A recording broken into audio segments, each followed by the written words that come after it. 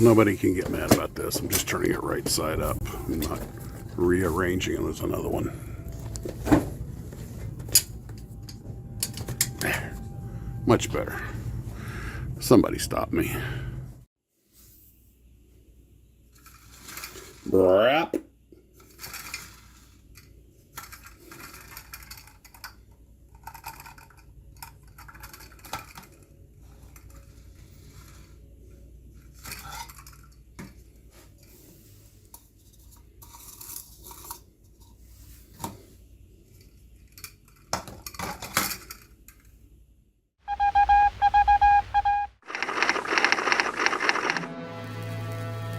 This just in from Telex to Honorable Captain Max of Jacksonville, Florida. We at Scale Model Nation of Japan recently learned that the scale model Kaiju Gojira, that you call Godzilla, escaped our territorial waters and has come inland to your home in Jacksonville, Florida. Our sincere apologies for any inconvenience or damages that may have occurred. The scale model Japanese self-defense forces have contacted their agent in the territory of Oklahoma of your country to forward you some weapons to combat this kaiju. It is already inland. The cruiser Takao should not be necessary, but could potentially be sent if Gojira goes out to sea again. Please accept some Type 61 military battle tanks, some Type 66 Maser cannons, and some Kyushu J7W Shinden. Additionally, we have examined the work of Dr. Tasuku Sarazawa and have created an ox destroyer if all other weapons should fail. We wish you much success in defeating Godzilla, or at least making him return to our territorial waters. Great apologies, Karib Harasimi, Office of Kaiju Affairs, Tokyo, Japan.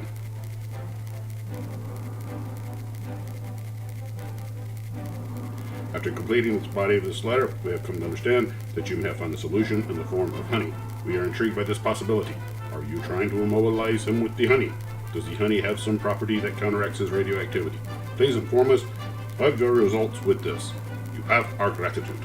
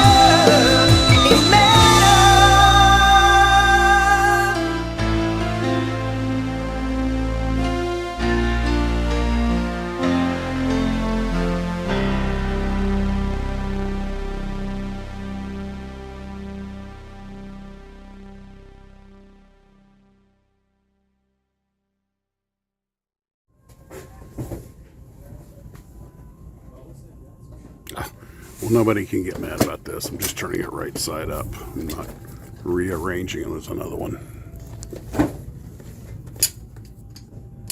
There. Much better. Somebody stop me. Brap.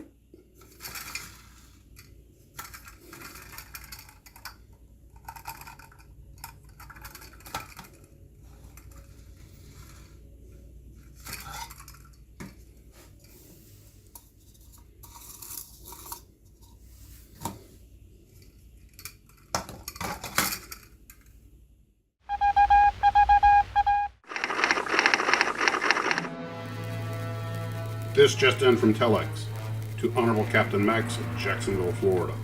We at Scale Model Nation of Japan recently learned that the scale model Kaiju Gojira, that you call Godzilla, escaped our territorial waters and has come inland to your home in Jacksonville, Florida. Our sincere apologies for any inconvenience or damages that may have occurred. The scale model Japanese self-defense forces have contacted their agent in the territory of Oklahoma of your country to forward you some weapons to combat this kaiju. It is already inland. The cruiser Takao should not be necessary, but could potentially be sent if Gojira goes out to sea again. Please accept some Type 61 military battle tanks, some Type 66 Maser cannons, and some Kyushu J7W Shinden.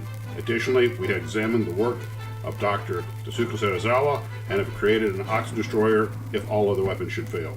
We wish you much success in defeating Godzilla, or at least making him return to our territorial waters. Great apologies, Karib Harasimi, Office of Kaiju Affairs, Tokyo, Japan.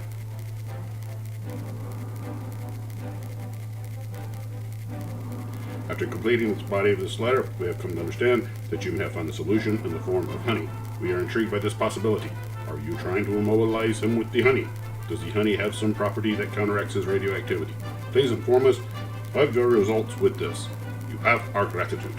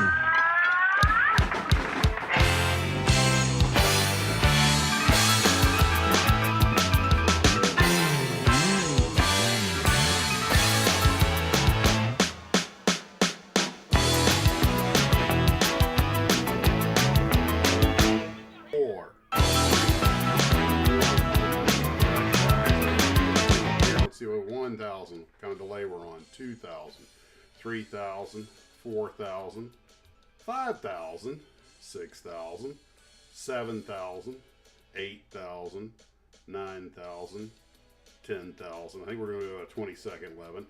12,000, 13, 14,000, 15,000. Okay, 15,000, 15-second, 16-second delay. Well, hello, Glue Troopers, Max and Max's Models here. I have Steve on the horn. Steve, say hello. Hello, Glue Troopers. Welcome. Ken is on the road. He might join us later. So, before I get started, I want to give a couple of shout-outs. First off, Matt Line, 1967, has put up another one of his What If box art videos. He did a lot of great stuff, so go out and I meant to link that to the description. I forgot to because goldfish memory. But they put out another great video. And of course, Matt Line did this, the Max's Models Tarvis artwork that's on the back wall behind me here. I want to give a thanks to Tommy Anderson, who sent me that 30mm Gatling gun barrel paintbrush holder that you saw in the intro.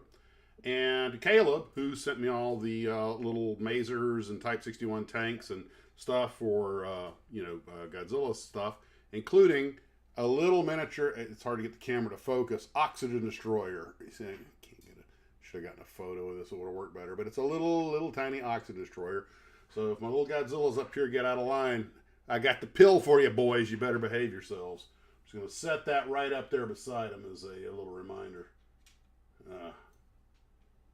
Was it Lawrence or Samuel L. Jackson said in Kong Skull Island, man is master, just before God, King Kong squashed him like a bug. So we're going to talk tonight, I thought, to kick off things. We'll talk about kits that have pissed you off. Now, mind you, I'm not necessarily talking about bad kits. They could be great kits, but ones that the build or something about the kit really drove you ape. And I'm sure everybody's got a long list of those. And I thought we would start off with my personal favorite, one of the few models I never finished. And of course, I didn't have the instruction sheet, but that really shouldn't have mattered. I didn't understand how the stand worked and everything. I've only seen one Glue Trooper that had one that was able to build it, and that is the Space Operations Center from Revell. And actually, the truss work and everything on it wasn't that bad, but a lot about the kit didn't make sense. And one of the things in particular about this kit that drove me up the wall is those arms are they're heavy plastic arms that bow, and they just have little studs to glue into. There's, it should be like one long carry-through piece or something, but it's still going to sag. Now, apparently the stand was supposed to hold it up. It was in one of our viewers' builds because I was very impressed with the Glue Trooper that finished his, and did Magnus, he put the space shuttle with it. But also, like, for example, they put a full interior in the thing, but those white sleeves over each tube cover everything. So there's nothing that you can see, even though the interior's there. I guess maybe they leave you the option of posing it open. And the other thing I think I talked about was that it made no sense that the interior had tables and chairs. I mean, you're in orbit in space. The tables maybe I could understand, but chairs? Really? But I would say of all the kits and this one I never actually finished. I was about 90% done with it. Every time I tried to get those arms on there, they would break off. No matter how I glued them on, epoxy, anything, they would just snap off. Finally, I just had enough and just broke the thing out and used it for pieces, parts, because it's got a lot of really cool stuff to do a kit bash with. Of course, the thing looks like a kit bash, but that model drove me to sipping on cough medicine. So that's my number one. And Steve, I think you just had a really aggravating build recently. Yes, but I want to jump to the head of the line and say anything with the letters IMC. I was kind of gonna get there, that there are certain like anything that says Mach 2. Yeah, there were actually, I think one it was. I may not have gotten. I actually went to the internet because I didn't want to use my experience. I put in like worst kits, most aggravating builds, and quite a few IMC kits were recommended as being just royal pains. Not bad kits, mind you. They're great kits, but if it normally takes you, let's say for argument's sake, 4 weeks to do a kit, Mm-hmm. make it 8 if it's an IMC kit. Mm-hmm. Because it'll take you that long to get all the parts just to fit right. They're very well detailed, they're very highly detailed, but they are just extremely difficult to get everything to fit just right. Well, that's sad. They put all that detail in and then it doesn't fit. And kind of the opposite of a Johan kit, those things kind of fall together, sort of like Tamiya's. Well, yeah, I've just got a group of kits that was given to me by a client who has a museum. And he had a group of merit Formula One cars from Formula One and Le Mans cars from the 50s.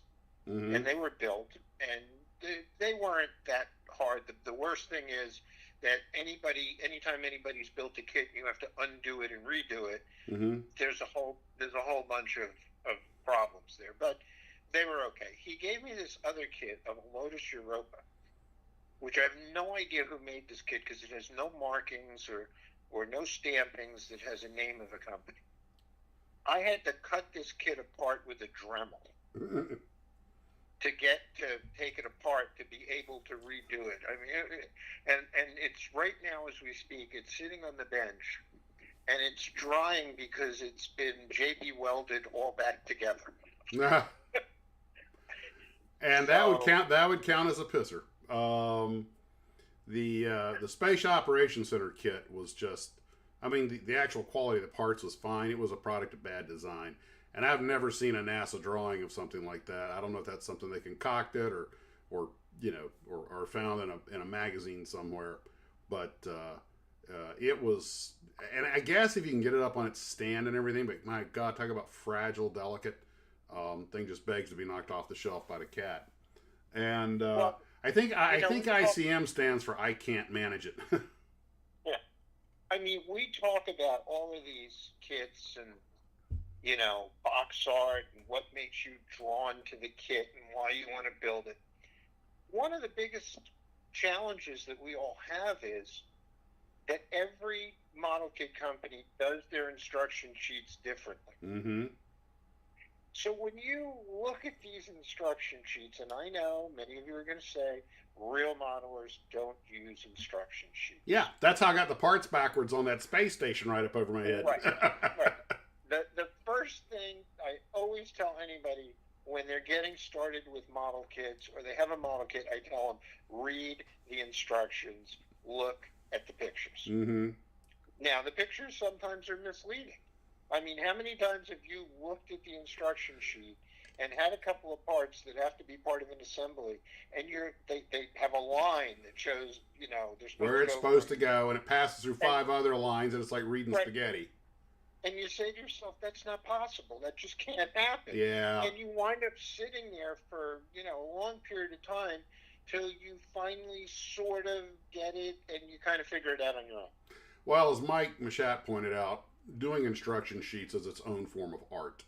And it not only has to look good, but it has to be able to tell the story of where things go. Whenever I get back to work on that old 1 to 40 scale Sky Raider, I hopefully will be able to get the gear to retract. I saw, what is it? The fellow with the big white mutton chops. I think he's one of Bruce's friends. Oh gosh, he does all kinds of models, it's eluding me right now. But Frankie Day, I think it's Frankie Day. He got the gear on the Sky Raider to work, which I was very impressed with. I got the gear on my Grumman F3F to work. But I'm not the Sky Raiders. I think actually more complex, and maybe I'll get it to work, maybe I won't. But I'm gonna have to. I set that kit aside because I didn't realize it had all that stuff in it, and also the flaps drop and the speed brakes pop out. It's got all kinds of gadgetry in it, and I'm like, that's gonna have to be a project just to sit alone and do at some point, as a standalone project. I thought I was gonna build it as part of the Vietnam build, and didn't, and I should have grabbed one of the other Sky Raiders, but those. I have 3 of those Tamiya Sky Raiders, and they're so nice, I don't want to rush them. The kits that I made for the Vietnam build, because I was only home a few days each week, were a little rushed. That's why I used the basic kits like the A4 and didn't try to detail them out. Just put them Although I did take my time on that A7, the old Aurora kit that was acquired by Revell or by Monogram, and I was expecting. You know what? I didn't put that on the list, but I should have. That kit ticked me off because I was expecting, Monogram engineering, and I got Aurora engineering with a little bit of Monogram re-engineering, and that kit was. I don't like to use the word disappointment. It was a trick. It did have one thing going for it. It's one of the few models I built that did not need a nose weight to sit on its nose gear. But I mean, it came out good enough that I've got it displayed here in the house by the old Aurora F8 because they're kind of stable mates. But now, on the opposite of the spectrum, this space operations center is very complicated and very flimsy.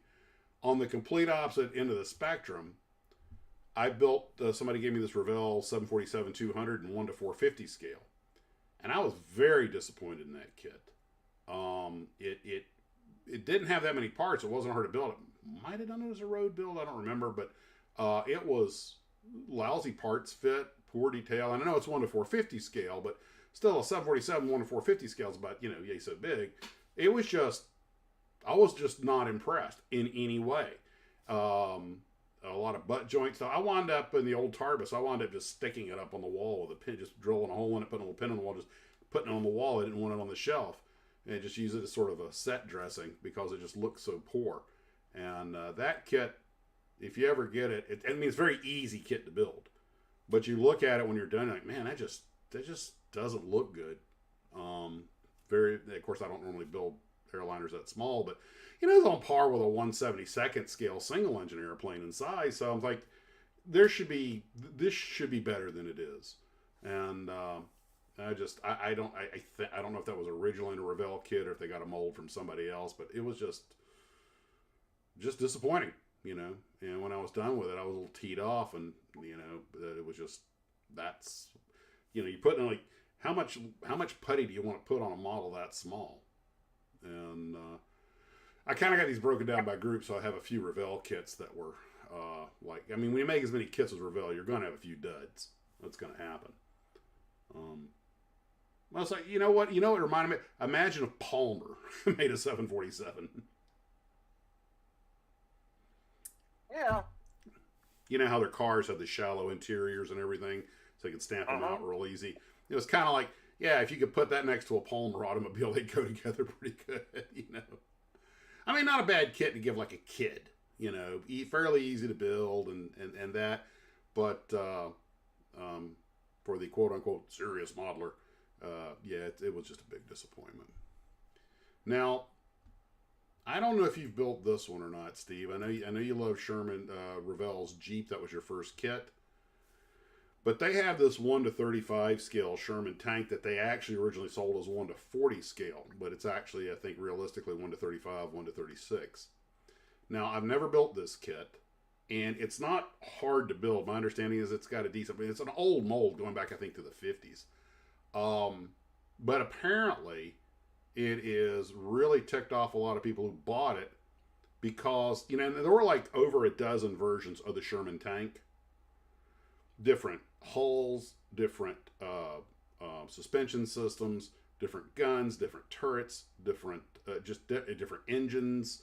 That tank, what we call the M4 Sherman tank, had, I think, over a dozen variants, and sometimes the differences were internal, like whether it had the radial airplane engine or the multi-bank or the V8 Cadillac engines, but there were a lot of different outsides and different gun arrangements. But apparently this tank is none of them.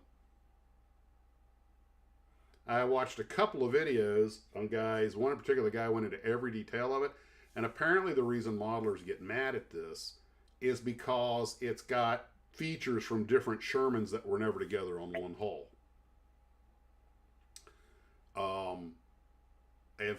If I remember correctly, it's got the horizontal volley suspension on the early cast rounded hull with the reinforced driver and gunner's position, and it's got the wrong turret. It doesn't have any surface detail. It doesn't have any casting texture. It just, everything about it is wrong. And apparently, as I understand it, when Revell made this kit, probably in the 50s, they probably just went and took a couple, looked in some books or looked, and the guys weren't armor experts. They just probably took a few pictures, maybe got a couple of drawings, and just cut the mold the way from whatever source material they had back in whenever it was. And back then, the kit was fine. People weren't as picky as they are today because we didn't have the internet and there was no way to check every detail. Not everybody had an encyclopedia of tanks on their desk or access to the Chieftain or that magnificent tank museum in Bovington. But nowadays, people look at it and the guy was going over and he goes, this is wrong, that is wrong, that is wrong, that goes on this model, that goes on. Hey, it's a Frankenstein. And a lot of guys are real disappointed with it. And I'm like, well, guys, you can look at the box art and tell that it's kind of a retro mold, that they stayed with the original box art because they wanted to, show that, hey, this is, a remake of an old kit, old school. But the hardcore tankers see that thing and apparently just cringe. And which makes me want to go out and build one just because it's so wrong that it's right. But a lot of guys are really ticked off. But at least apparently, and it's got some oversized parts and everything. But I'm like, you expect that when you get an old mold. But they were just churning up a storm about it. I was kind of like, well, go get a Tamiya then, man. In fact, the new Revell tank, one of them was complaining about something with the new Revell tank. I think it's a different mold, but different version. They were saying this is wrong as that. So apparently, it's really hard to get your Shermans right. And that's caused a lot of stuff. I heard some guys complain about some of the other kits that are big into armor. And this gets into another topic, mm-hmm. and that is the manufacturers have a responsibility. If they're going to reissue a kit, to make sure the mold is right, the markings are right, the armament is right. If you're making a kit that is a current item, but you're updating it, you got to do the work.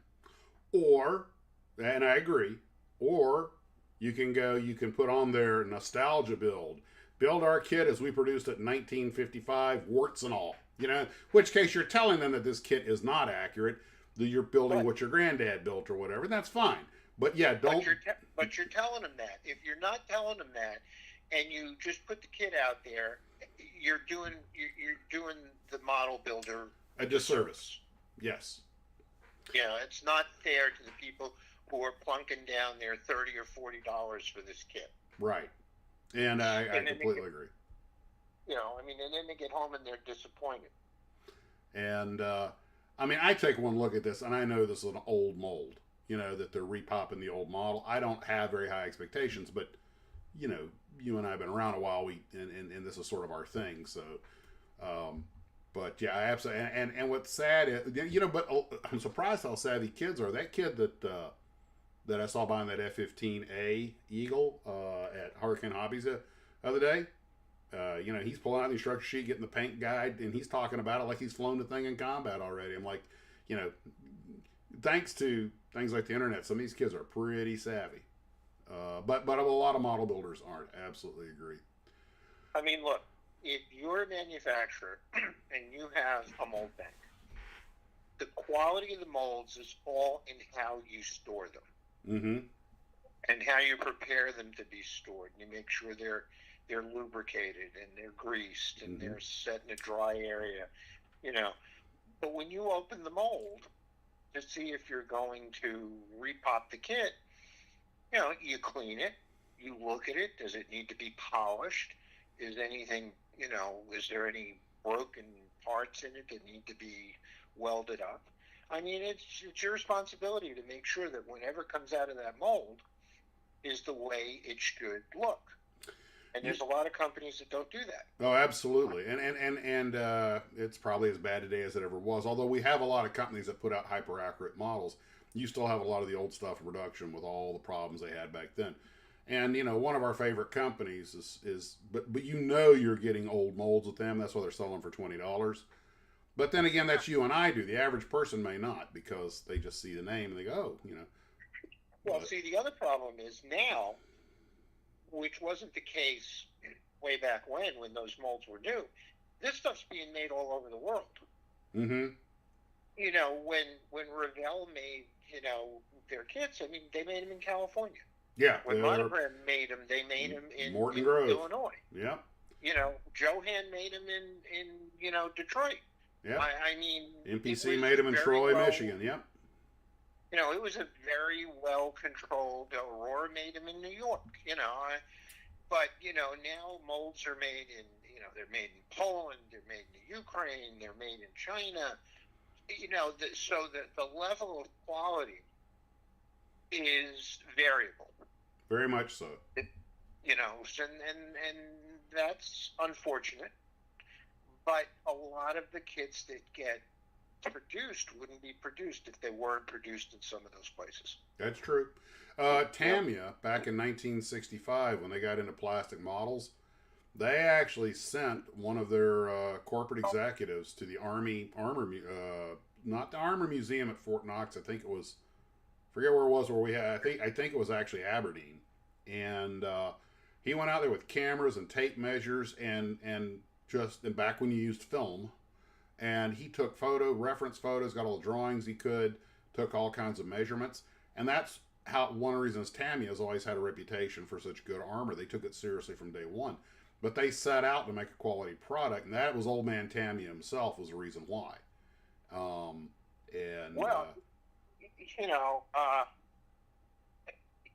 mean, when you talk to Jim Keeler, you know, the reason that the Roth kits and the Mickey Thompson kits and the dragster kits and the funny car kits were so well that Aurora made, you know, in the 50s, 60s, and 70s was because he went to the shops and they measured everything. Mm-hmm. And they did detailed drawings, and you know, I mean. Well, when he did the Slant 6, didn't the company give him like blueprints of the engine or something? He had 2 engines on stands in his office. There you go. Because they wanted their product. You know, that helps when the manufacturer wants you to make a model of their product, because they'll give you everything you need, which is one of the reasons that that Revell X13 looks so good. Was Ryan want a model of it made? God, I'm pleased if they made the molds. Please, if they destroyed them, just don't tell me. Let me think that my cat ran away. Yeah. Well, you know, everybody talks about, you know, and I'm sure a lot of the modelers are into trains, and they talk about the Lionel trains, mm-hmm. you know, from the 50s, which was sort of their golden age, the 50s and the early 60s. Well, their big kit was the F3, which was the you know, the new shiny engine of the time that all the railroads did. Well, they got General Motors, who made the F3, to pay for the mold. Mm-hmm. Because it was a form of advertising for General Motors, that all these kids would have, you know, all these locomotives in their layouts that were of the different road names of the railroads that had the F3. Nowadays, you as a manufacturer have to pay the license to the company. They don't give it to you anymore to promote the product. Hey Max, now that would make a monster model, a model of O.J. Simpson of the football star. Oh God! Everybody's asking for O.J. jokes. Yeah. And too soon, guys. Too soon. Well, I'm not going to ask you your opinion because that'll start a thing right there. No, we don't want to go there. Yeah, we don't want to go there. Although I have not, there's another Revell kit I have not built, but it seemed to make the popular do not like list, and that was Revell's 172nd B-17, and somebody put a couple pictures of their build, and it didn't like anything fit. A huge seam down the fuselage. It didn't like it was shaped right. I was a little surprised out of Revell. But that was another kit that just the people who got it were very disappointed. I'm not a big fan of the Lindbergh kit either. I've seen it. I didn't buy it because I did see it, and I was like, it just didn't like it was shaped right.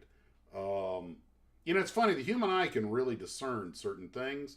It's not like it's completely off. It just was a little off, but you know that your eye goes right to that the angle and the nose slope and everything just aren't right. And that was like when I was watching that mini-series, Masters of the Air. I saw one of the airplanes, and as soon as I saw it, I went, "That's not a real airplane. That's a mock-up. That's got to be." And sure enough, I found out later because my wife's always looking at the trivia while we're watching these shows, and they go, "Yeah, they made a full-size mock-up of a B-17." I go, "There's no way the skin would sag like that. The tip surgery I could tell it was a mock-up. Not a bad mock-up, but a mock-up." But and I was like, "That is not a real airplane." They only had like 3 B-17s to make that whole series. With everything else is either mock-up or CGI. But the way they move, the way they came off the runway, the things rolling down the runway, like the tires aren't depressed and the shadows are wrong. You just tell that this is CG. That was the one time when I went and saw Godzilla -1 that I caught the CGI as CGI. That's when he taxis out the little Shinden. And I'm kind of like, the shadow underneath the airplane is wrong. The airplane's moving to mechanically. There's no sway or anything in it. The tires don't look like there's any pressure on them. Like, I just instantly, being a pilot, I could tell that was CGI, which of course it was. There's no real Shindens out there.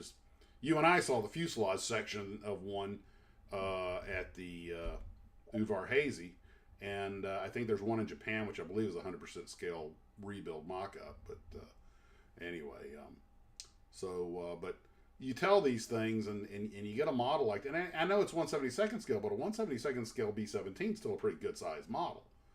And sometimes these things are really disappointing. And my understanding, it's really tricky to get the parts to line up. We're going to be talking about that with a few kits here in a little bit. But although I haven't built it, I understand it was the guys weren't happy with it. And another one that the guys are really disappointed. I have not built. I've seen this kit on the shelf, but I never bought it.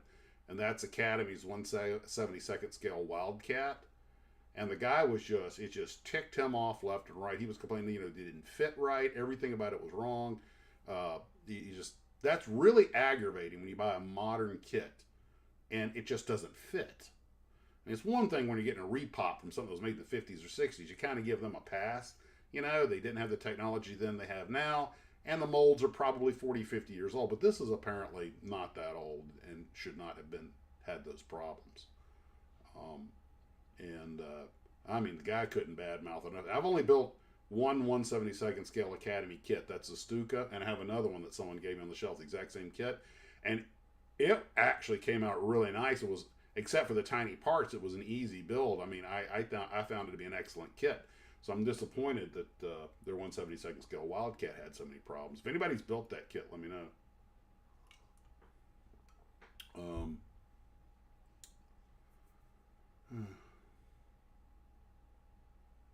A 1/12 Ming McLaren. By the way, did Monogram or somebody make some 110 or 112 scale series of cars other than the big Red Baron car? Yeah, that Monogram made they made a Jaguar XKE hardtop, and they made a 65 Corvette Stingray hardtop in 12 scale. Okay. They were molded in color. Was Corvette like red or orange? Or no, the Corvette was blue. Okay. And the XKE was red. And who made that? Monogram. Okay. I was at Hobby Lobby today. That's the little opening segment. I didn't rearrange the shelves. I just turned the models right side up. Some of them were on there upside down. But a fellow named Dan was there. We started talking about models, and he was asking about he said he used to have a large scale Corvette that he bought a long time ago, and I was thinking, you're just the guy to ask about that. And I guess they don't still make it because he was looking for one, and maybe he's tuning in. I told him what time the live stream kicked off. If he's, got nothing better to do, come out and join us and say hi to all the Glue Troopers. But, so another kit. Now, the one I'm about to show you, this is one example, but it goes to the whole company. This won't shock anybody. You want to talk about a kit that's a piece of junk that'll just piss you off. It's pretty much anything by Starfix. I have that very kit. In fact, I think it's out in the shed. I wouldn't even display it in here. But, man, their kits are just every kind of rough. Everything's wrong. The decals are junk. They're stick-ons or, rub-ons. And Although I got to give them credit. Their P-51 actually isn't all that bad. The shape is right on the Mustang. There's no detail in the cockpit, and if you put it on its landing gear, you have these undersized little skinny landing gears. But if you want to make it wheels up, I actually have one over there that's missing the prop because I used it on something else. But their Mustang is kind of the one exception to that. But their Spitfires and their Messerschmitts and the other stuff I built from them, I enjoy building them because they're so bad. I don't know why. It's a guilty pleasure. Okay. There's like no matter what I do to it, there's no guilt. Saw it up. It's okay. But static is horrendous. We're getting static. Anybody having problems with static? Not on this end, but Trey, are you talking about the static is horrendous? Is that you mean over the audio or something, or because we're not having any trouble here? Oh, Starfix. He meant to say Starfix. It auto-corrected the static. Okay. Yeah. Starfix is I don't know why I love the fact that they're so bad. Yeah, it's like you guys did this on purpose, huh? I mean, I know it's an Israeli company, and I can see, wanting to screw with the Germans a little bit, but, your Spitfire's the worst one you make. Of course, they had to fight Spitfires after the war, the Egyptian Spitfires. And ironically, the Israelis were flying Czech Messerschmitts. It's a weird world. They had that disaster when they put the Hankel engine, because all the engines, all the DB601s and 605s got burned up in fire. So, which, I don't know, somehow it just doesn't feel like an accident. We're dealing with that kind of international intrigue in the late 40s. But, so they put those Hankel engines and props on them, and it was just an unmitigated disaster. The Avia something, but anyway. But Starfix, guys, I had a glue trooper tell me that they used to use the Starfix kits because they were like 98 cents. And they use them when they had classes at his like hobby shop on how to build models. They use the Starfix kits to teach people how to use putty.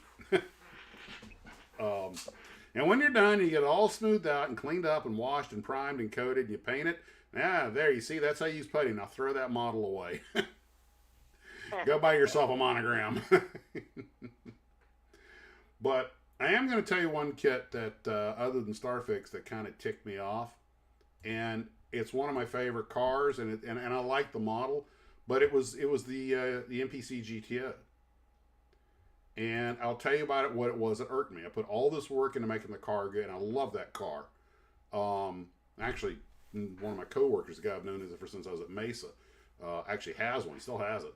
And he's put enough money in that car to buy it 3 times over, probably. But, well, you have a collectible car. You know how that goes. You're still driving on 60s technology.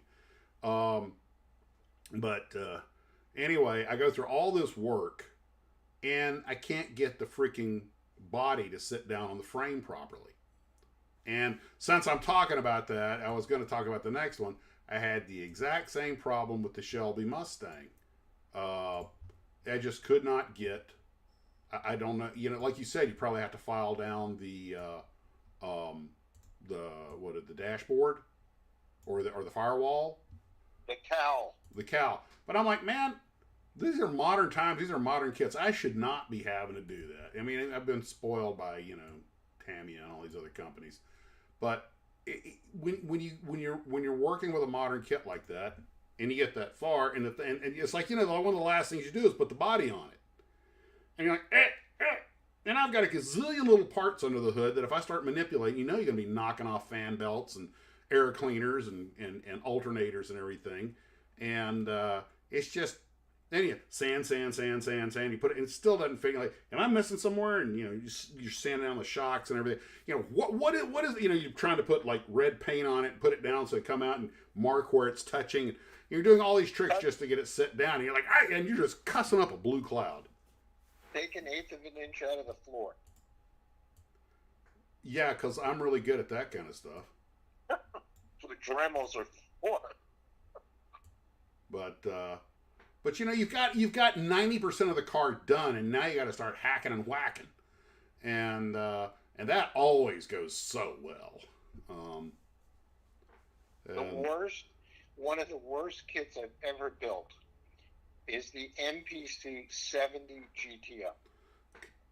Well, fortunately, I don't like that body style that much, so. Whoever made the mold for that body must have went to the Helen Keller School of Mold Making. It was so out of proportion. It had seams through the side of the root pillar. I'm like, who made this thing? It was terrible. Sarah Jane, you've never seen her build a polymer kit? Consider yourself blessed. Sarah Jane, if I somehow come across a polymer kit, I'm just going to mail it to you. And you would mail it right back. Yeah, she'll take one of this. She'll take one look at that and go, "What did I do to put you in such a foul mood that you would send me this?" You can go online and see them. Palmer, you know what? I did the history on Palmer and Pyro and them, and we pick on Palmer but you got to remember what Palmer was. I think it was Palmer's the same one that made all the little green army men that you bought a bag full of, right? Did you see what J.M. Chaldek said? Then what does GTO stand for? Get Tamiya only. He's right. Well, as you guys know, the 67, or either 67, 66, 67, or 68, I love them all. But probably the 67 GTO convertible, I don't know what it is. There's just something about that car that I love. To me, it's perfectly balanced. And I love the hardtop too. I just like convertibles. And I like the 68 Impala as well. But I really fell in love. What I think is when you retire, you should sell the Mustang. You should buy yourself a 67 GTO convertible and then buy a gas station. Yes. Yeah. Well, I've told you, actually, my plan is, when I retire, is to get a 74 Eldorado convertible. If I'm not mistaken, that's the biggest thing Cadillac ever put out. Okay? Lengthwise. Okay? Probably put a big circle with an H on it on the hood for use it as a helipad, like Desertland did with it. Okay? And I'm going to drive. Fill it while it's running. Yeah. Well, what does a buddy of mine said? I'll make you a hot rod that'll pass anything but a gas station. But what my plan is to drop the top, get a big old sombrero, put a 12 gauge in the back seat, drive around 7 miles an hour below the speed limit everywhere I go with my middle finger at the ready when people lean on the horn. And since this is Florida, if anybody gets out of hand, I'll just take the 12 gauge out of the back seat and set it on my lap. And I'm gonna be that old man. My best friend, Patrick, his wife, came to me because he had a love of those cars and said to me, "You know what he likes. I want you to go out and find him one." And I found him a beautiful one, and it was a wonderful car. I can't tell you how many times he ran out of gas with it. Yeah, there's no gas. There's no gas light on those things. And they figured, in that generation, they figured having a needle that pointed to empty would be enough, But look at it this way: what was the limo in Desertland? Hold on, Kudakilla, Lucas C is hosting a group build of it. Of what? The GTO or the GTO build? Oh, an excuse to buy another GTO. I'm sure you're familiar with when they called it the GTO. Everybody accused them of trying to steal Ferrari's. Like, oh, you guys are trying to act like it's Ferrari and steal his luster, and their response was, no, we're paying homage to him. That we're so impressed with his cars that we named ours after his, and I'm like, good save. Yeah, that's like naming a pig a donkey. It's nothing could be further than the truth. The only thing they had in common was they had 4 tires. That was it. Yeah, Bruce was saying 59 Eldorado. Yeah. White and red soft top. Yeah. Okay, I could do that. The but the man, maybe I ought to get a model Eldorado. Man, I tell you what, something about the Eldorado. Okay, I got to tell you guys a quick car story. My mom had, I believe it was a '67 Cadillac Calais, which is a gunboat. I mean, I think it's in the Ticonderoga class, but it was actually considered the entry level big Cadillac. It was a two door, if I remember correctly. And I always loved the Calais because my dad had apparently, when they got married back in 50 or 51, my dad had promised my mom a Cadillac. Well, he's at the dealership, and this retired Navy admiral's wife had just traded in her Cadillac on something else. So, I mean, mind you, this is 1976 or 77, all right? So the car was, really, well, I guess it really wasn't that old. It was a 67. So it's really only about a 10-year-old car. And it was cherry. It was proverbial little old lady's car. Still had the two-star Admiral's bumper sticker on it for the base. So if we drove on a Navy base, we'd rate a salute. Anyway, from the Shore Patrol. Anyway, so my mom drove it around. She liked big cars, but she didn't really like it that much. So she told me, look, you can use it. I'm gonna have Dad get me something else. I'm like, let's see if I get this right. I get to go to school in we're talking about a town of 10,000 people. I'm going to the local public high school, and I'm pulling up in the '67 Cadillac Calais. Heck yeah, Max was styling. Now, how can I put this? The county I grew up in, the Panhandle of Florida, had a large agricultural working class, and they loved Cadillacs. And all of a sudden, I was Mr. Cool, and I'm the bigger nerd back then than I am now. And I would always give them a ride home or something. That thing got about 12 miles to the gallon. Had brakes. If you had to start braking a quarter block before you got there, because these are drum brakes. But man, my buddy Bill was driving this thing. I'd let him drive it, and we go flying down the dirt road that was behind the Quincy Airport. And it's a rutted little road that every time it rains, it gets a rut. So it's like going over a washboard. I look down, he's got that thing pegged at 80 to 100, right? And it had that big Cadillac Float-O-Matic suspension. And you could sort of hear the tires out there going over the ruts. But inside, we're just I could have poured hot tea into a cup, and served it to my grandmother. But it was just I fell in love with that car, and eventually, of course, we got rid of it. But so one day I found a '65 Cadillac Calais for $5,000 at a gas station. I was thinking about it. The good times. I popped that trunk open. I was like, I see what a mob like these things. You get stuff 4 or 5 bodies in the back of that thing. And anyway, that was just one of those things that picture Max in purple velvet. Heck yeah, brother! Heading off to Funky Town. J.M. Chaldick says drum brakes, perfect training for landing an airliner. Actually, yeah.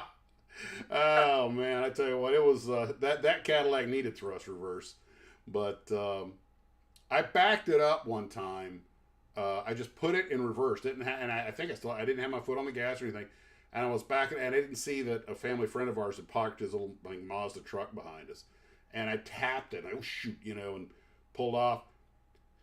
Of course, it had flattened the bumper on the little truck.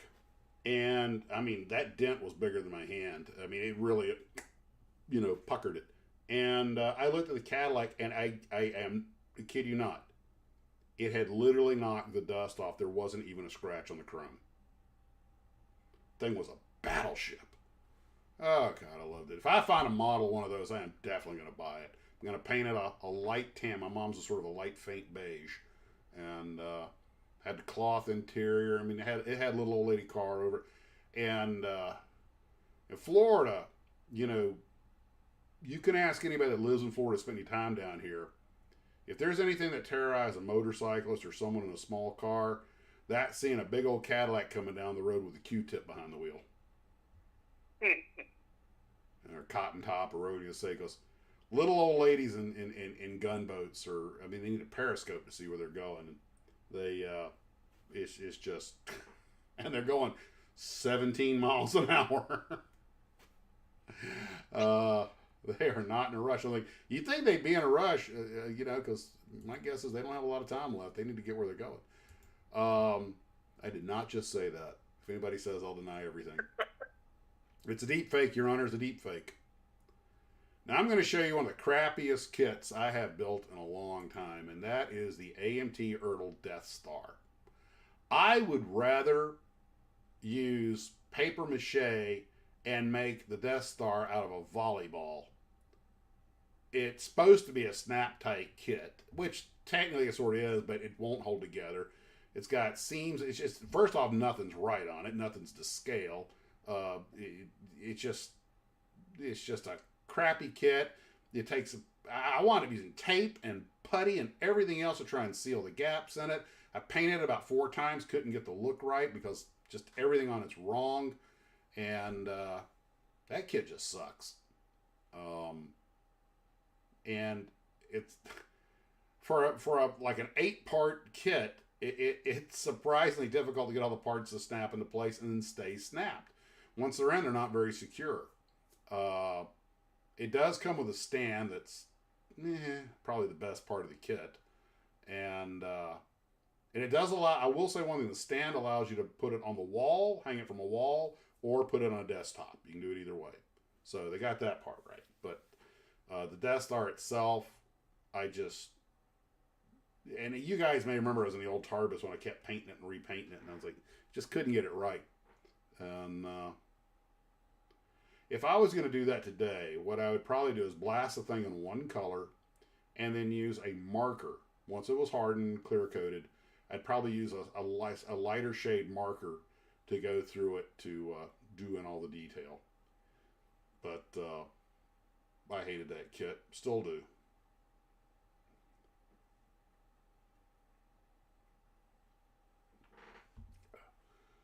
The Rocket 458. What was that car? The Rocket 88?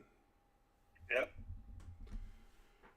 Wait till you start putting together the saucer section on the C-57D. Yeah, I've been watching a couple of videos about that. Interstellar Modeler, who, by the way, is, if I'm not mistaken, he's having some medical issues, and he's selling off some of his master builds. And I got to give the guy credit. He does phenomenal work. I don't know anybody does better. He puts the lighting kits in them and everything.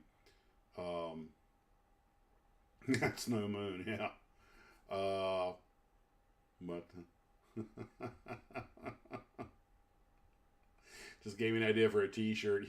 Show somebody with a the Deep South were known for having guys walking around with the saggy britches and everything, and I just have a picture of that. That's no moon.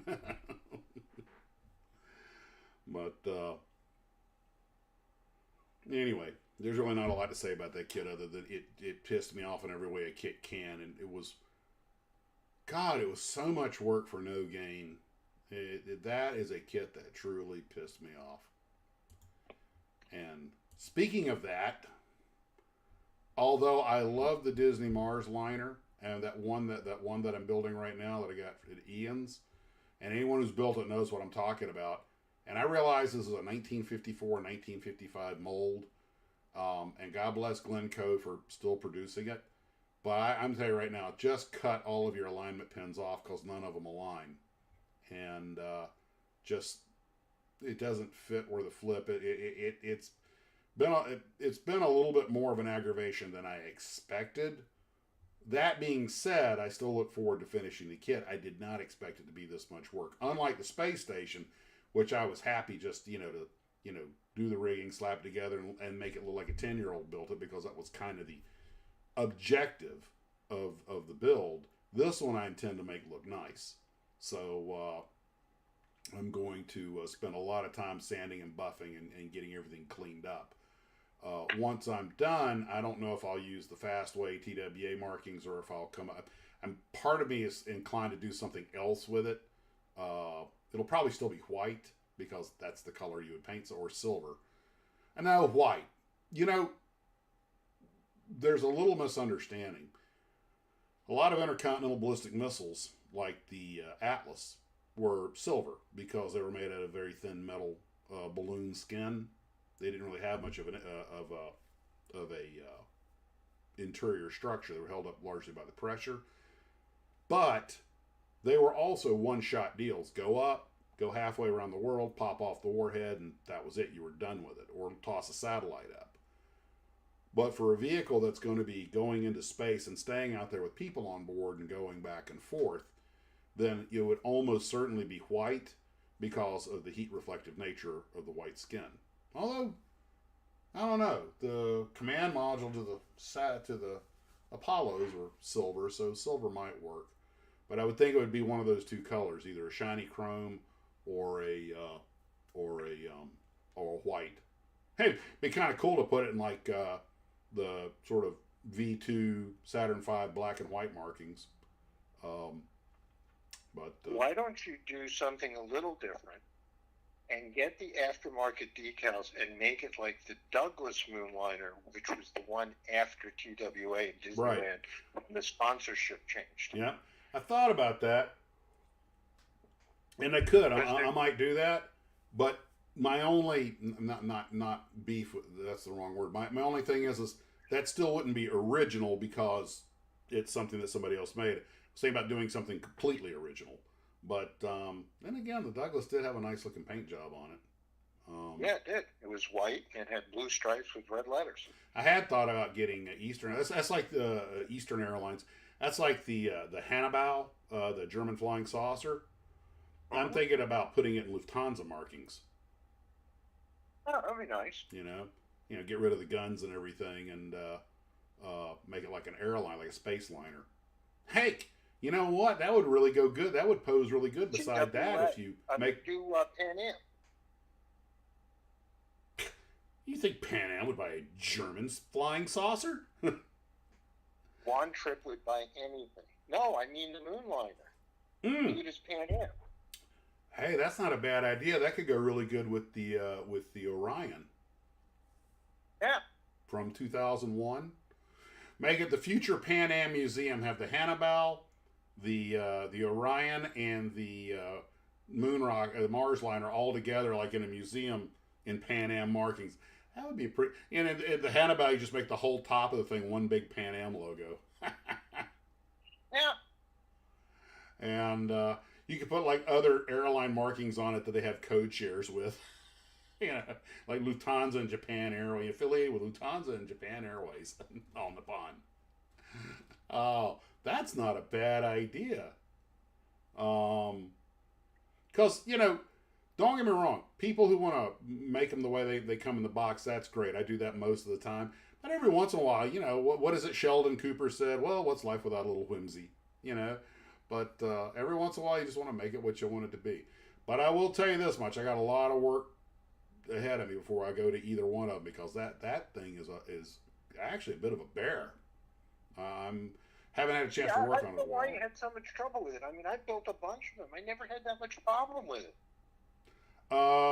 Maybe yours just fit better than mine. I don't know. I might be overstating the problem. I mean, I've got to get a sanding block or something, or use the Dremel because I got a lot of putty in that thing to seal the gaps. And, yeah, you got to putty the gaps. No, absolutely. There's no two ways about it. But that's the biggest challenge to the kit. After that, it's like, forget it. It's easy. It's all directly relative to how much sanding you want to do. Max, sanding tool on After Hours video last night. Where did you get that? Oh, you mean the little yellow? You mean the yellow thing, the long yellow thing with the rhomboid end on it? I think I got that at Hobby Lobby, and I think Ian might have one at Hurricane Hobbies also. You can find them online.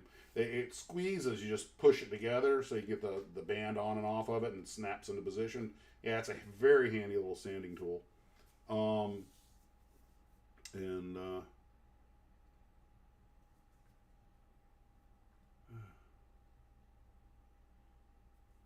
not been able to keep up with the comment board, so I'm getting behind here. So,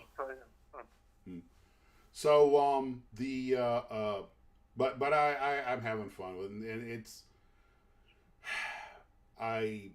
whatever I do with heck. You know what? One of the things that Fran does sometimes, because he's built his wooden models, is he uses the wooden, because it's made out of wood, he can make as many clone parts as he wants. What I should probably do is have somebody 3D print one of these things, or if I get it all sanded out, is to make a mold so that I could knock out some resin copies. And because something with that shape would not be hard to make a mold of. That's a thought. Now, here's another kit that you guys all know gave me fits and still does, because I'm not done with it yet. Not that there's anything wrong with the kit. Understand, the subject of nice stuff is kits that tick you off. That doesn't mean they're bad kits. It just means that, and of course, half the fun began because I decided to rig these things. And, I do not intend to rig another 1/72nd scale model airplane. But the Williams kits. Nathan wants to know how you're doing with the space station. It's up there on the shelf behind me. Above my head. I went and got to the garage, got my other space station. The Strombecker one, and who made that other one? Lindbergh? Lindbergh. Yeah. So I got both of them up there, and one's hanging and one's on a stand. And if I ever do get another of the Strombecker or Glencoe space stations, I'm gonna trick that one out. But that one, I'm not gonna try. I mean, I only did lacing with the Easy Line just to see if I could do it, because as a kid, that's how I would have done it. Only it wouldn't have been Easy Line; it would have probably just been black thread. Which, to be honest with you, I'm not sure a little bit of black thread wouldn't have worked easier. Sometimes dealing with the stretchy of the Easy Line, you wind up making stuff harder on yourself. But I know as a kid I would have gone and got my mom's black thread and just glued every one of them, and tied the knot, glued every one of them in place. And people are giving condolences here. What's going on here? Oh, John Ashley Smith. One of John Ashley's friends passed away. Oh, I'm sorry to hear that. Only 56. My gosh, that is young. Oh, I'm sorry to hear that, John. Model of Skylab. Was there ever a model of Skylab? I don't remember ever seeing one. If it was, it had been made by an itch. Which I think the reason there was probably no model of Skylab is it became a national embarrassment with that hobo umbrella sticking out the side and one of the wings missing. That was part of the Apollo applications program, and they tried to do it on the cheap because obviously they'd had their budget cut after the moon landings, and they got so critical on weight on the last couple of moon shots that they were cutting down the number of band-aids in the first aid kit.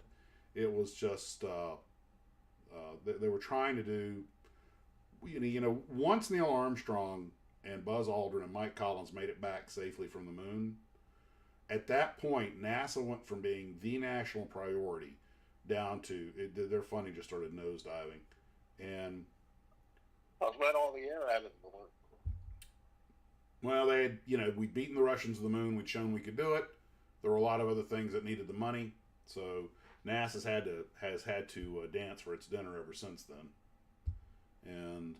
And I guess that's only fair, but everybody said that the private sector would be what redefined space travel, and a lot of people scoffed at that, especially in the government with all their gold-plated programs. And then Elon Musk came along and changed everything, and it took him 30 years because, well, he had to be born and grow up and make $1 billion. But it turns out in the long run, it took longer than expected, but they were right. It's private enterprise that's bringing the cost down. And I can tell you right now that there are a lot of entrenched parts of the aerospace industry that very much wish him and his rockets would go away. It ain't going to happen. Well, he shot off the last Delta recently. And that's a whole nother thing. And you go watch,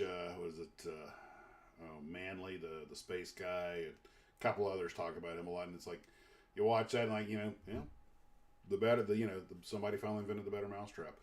But these Douglas, if you guys have never built a Williams Brothers kit, they make a lot of cool stuff, but they are for master modelers. They are not kits for beginners. Our friend Paul Adams is working on a P-35 that I sent to him in Seversky, and he's had to do a lot of work to get stuff to fit. They make stuff that no one else makes, but they were always a small company, and they never really had money, for a lot of R&D and stuff. So their kits can be quite aggravating to build, but they make stuff no one else makes, and it's all historically accurate and very well researched. And they include the parts in there for several different versions. You get when I did that Wheatle Williams racer. Originally, I was going to do Roscoe Turner's airplane, but I realized that paint scheme was so complex it would take me forever. So I decided to do Jimmy Wheatle's airplane, which had that basic black and white paint scheme. But still, they tell you use this engine and this cowling if you're making that version. These exhaust pipes go on this version. These hoses go on that version. They're very particular about that. Very well researched models. This is, I think, the only thing that made 1/72nd scale.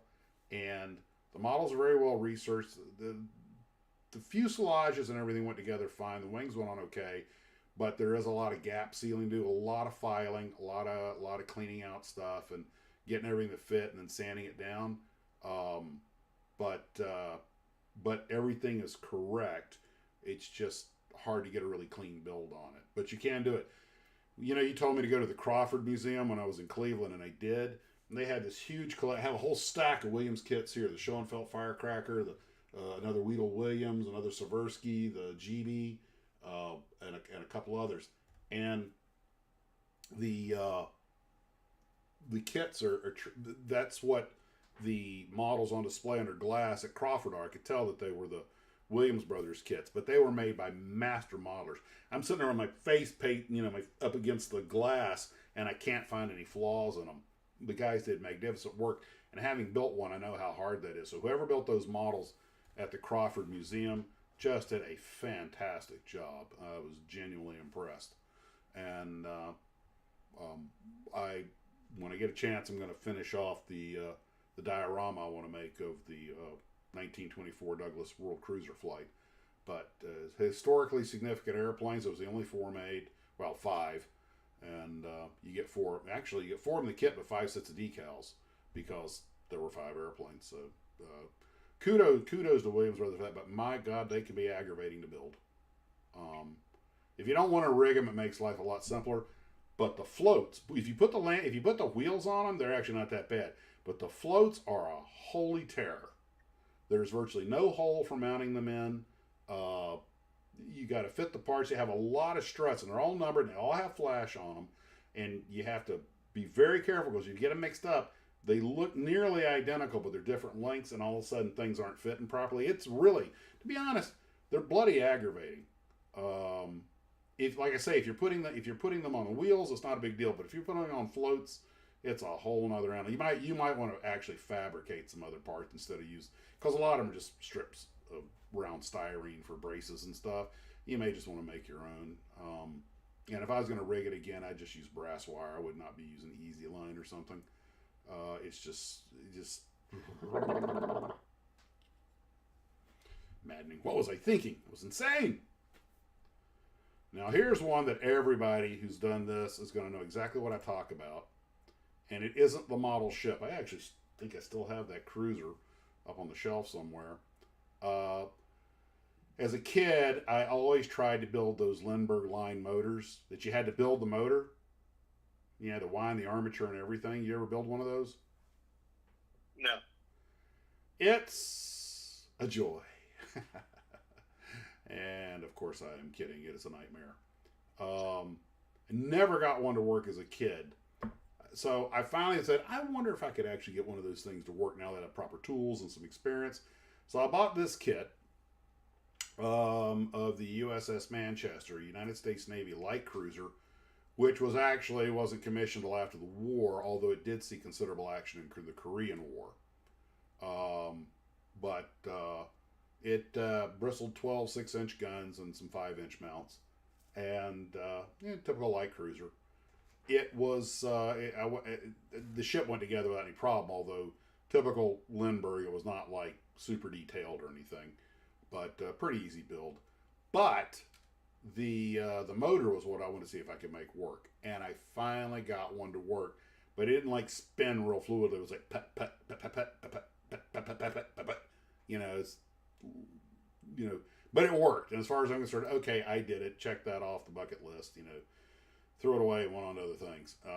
Unfortunately, I had a few rusted. Some of the armature things were rusted, had to be sanded down. But I mean, you literally have to put every single one of those little anchor-shaped pieces of brass or whatever it is, on the axle and everything, and then wind it so many times and anchor it down. Put the. I mean, if you can build one of those for 98 cents, I bought a working electric motor that ran like a top. Right? It's I was strictly doing it as an exercise and see if I could make it work. And I was thrilled that I did. And I learned a little bit about electric motors doing it too. But they expect a kid to do that. And of all the people my brother and everybody grew up with, they were all avid model builders. I think Doyle Pope was the only one to ever get one to work. And of course, Doyle was a borderline genius, so that doesn't surprise me. But if anybody's ever tried to build one of those things, you know what I'm talking about. And I think a couple of group troopers told me that one of them's dad was an electrician. He was able to make it work. I mean, it literally took an electrician to make the thing work.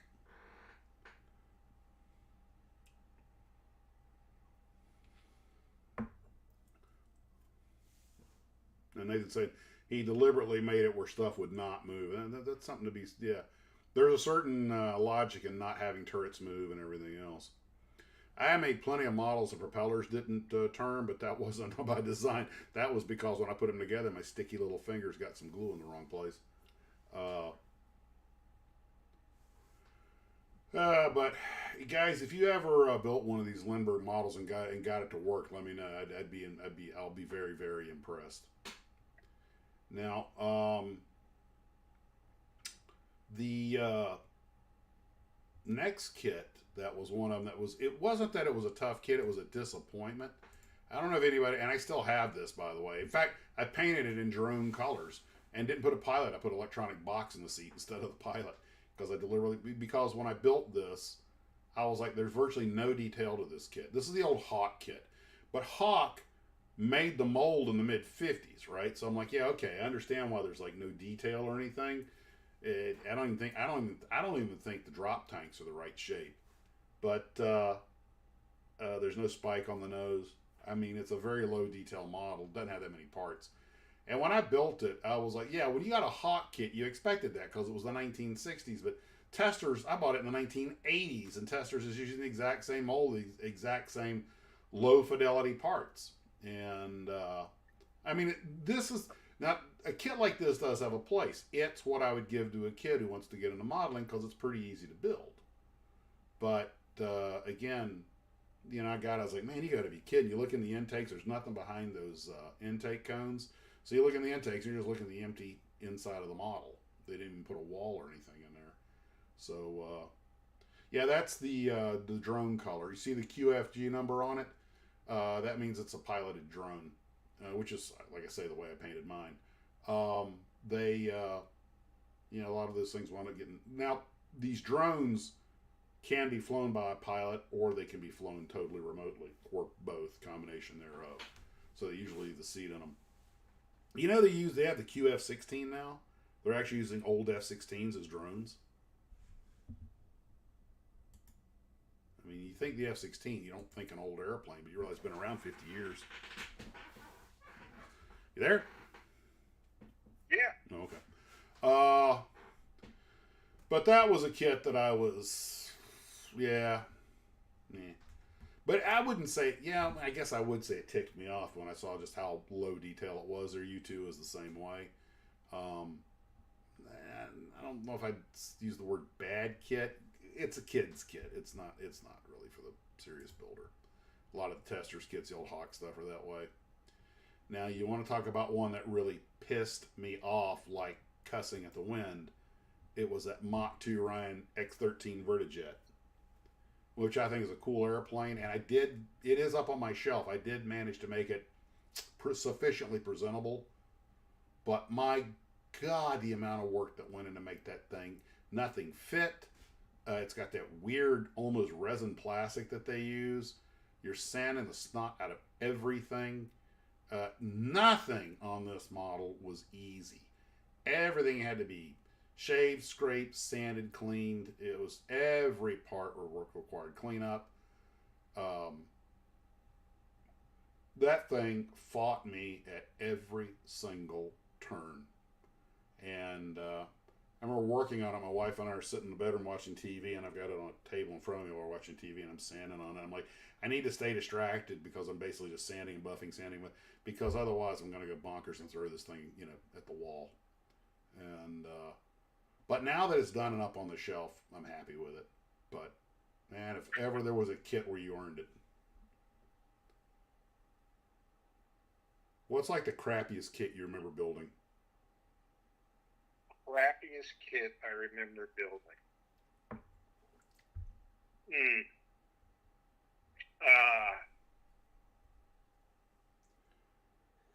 Oh God. Well, that's a tough one.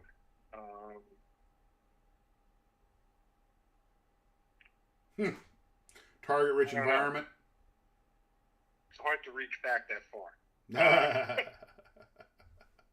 Oh God, crappiest kit ever built. Well, let me give you a Mach 2 kit, and then you'll have one to go right to the top of your list. Now I've built 2 Mach 2 kits, and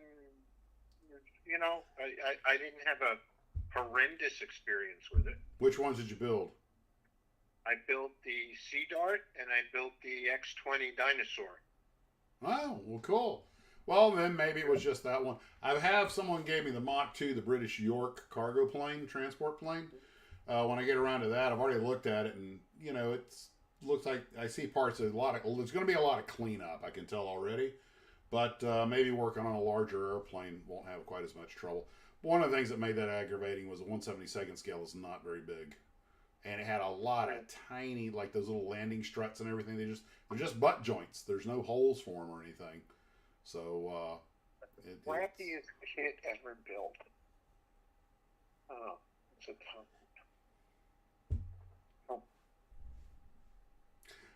To quote Dale Gribble, that's a thinker.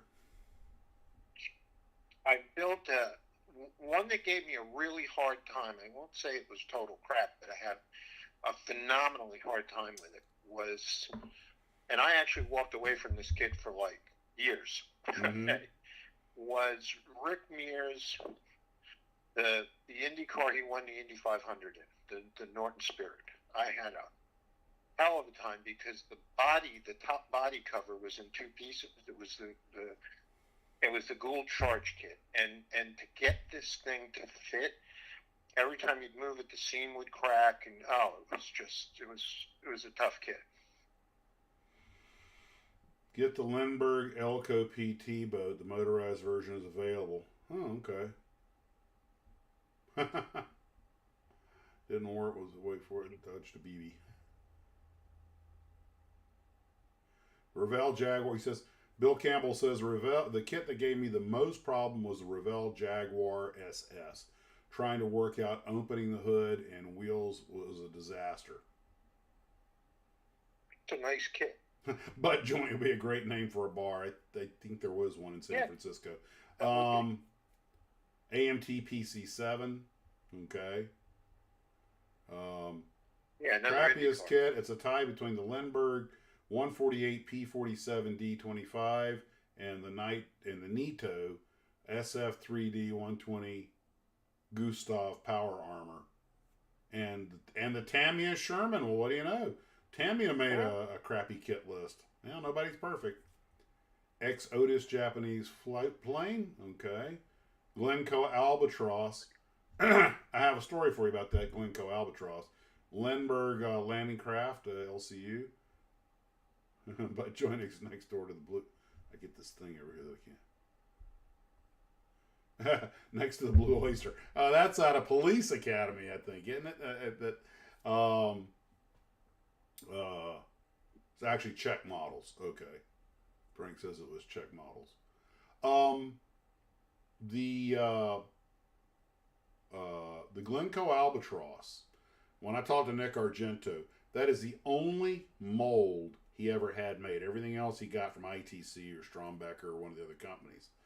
And it was a holy nightmare getting the mold maker to finish making the molds. It takes a lot of work, a lot of time, and he had other projects. And he said at one point, and Nick's a reasonably laid back guy, but at one point it almost came to blows. I mean, he was getting ready to take an axe handle to the guy. And then when he got it, the wing was shaped wrong and everything. He was like, it was just a holy nightmare.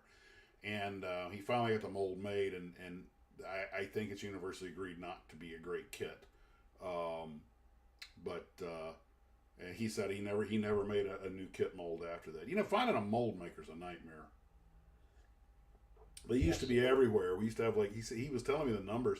We used to have like 1,500 tool and die companies that could make molds, and now we have like 15. And that's at the national level. And a lot of them are right there in the Midwest because of the auto industry. These are dying skill sets. Although CNC machines and computers have replaced a lot of it. Trumpeter TU-95, nice kit when you can get it, but hill to build it right hill to Testers F-19. Oh, I remember that little thing, the plane that never flew. Yeah. Sea Harrier was disappointing. Yeah. Well, one other kit that aggravated the crap out of me. I have a build video on it from like 10 years ago or more. My brother got me this Trumpeter FT5. That's, of course, horrible artwork. It's basically a Chinese. This is something that was different. The Chinese license built a lot of Russian hardware. They had the MiG-15, the MiG-15 UTI, which is the two-seat trainer. They bought the MiG-17, and apparently they decided to make their own trainer out of it without having the Russians help them with it. So it is a Chinese copy of a MiG-17 with two seats as a trainer.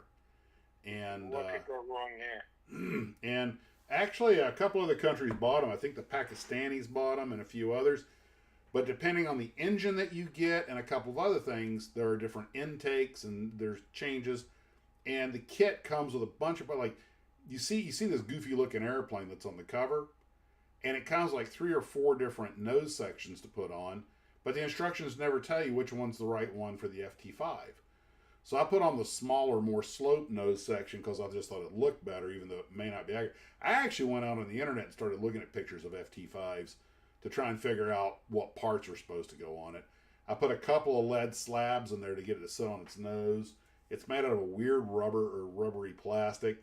One of the gears, I don't know if the glue reacted with it, but it's like it always wanted to collapse, even when the thing had months to harden. It was just a lot of the parts didn't fit worth of crap. It was just, and I had a ton of leftover parts because I was like, yeah, I don't know, maybe they just threw some MiG-17 parts in there, different fuselage, but it was. I tried to scratch build some components like the heads-up displays and things, and and I did put them in there, but I think they had one pilot figure that was kind of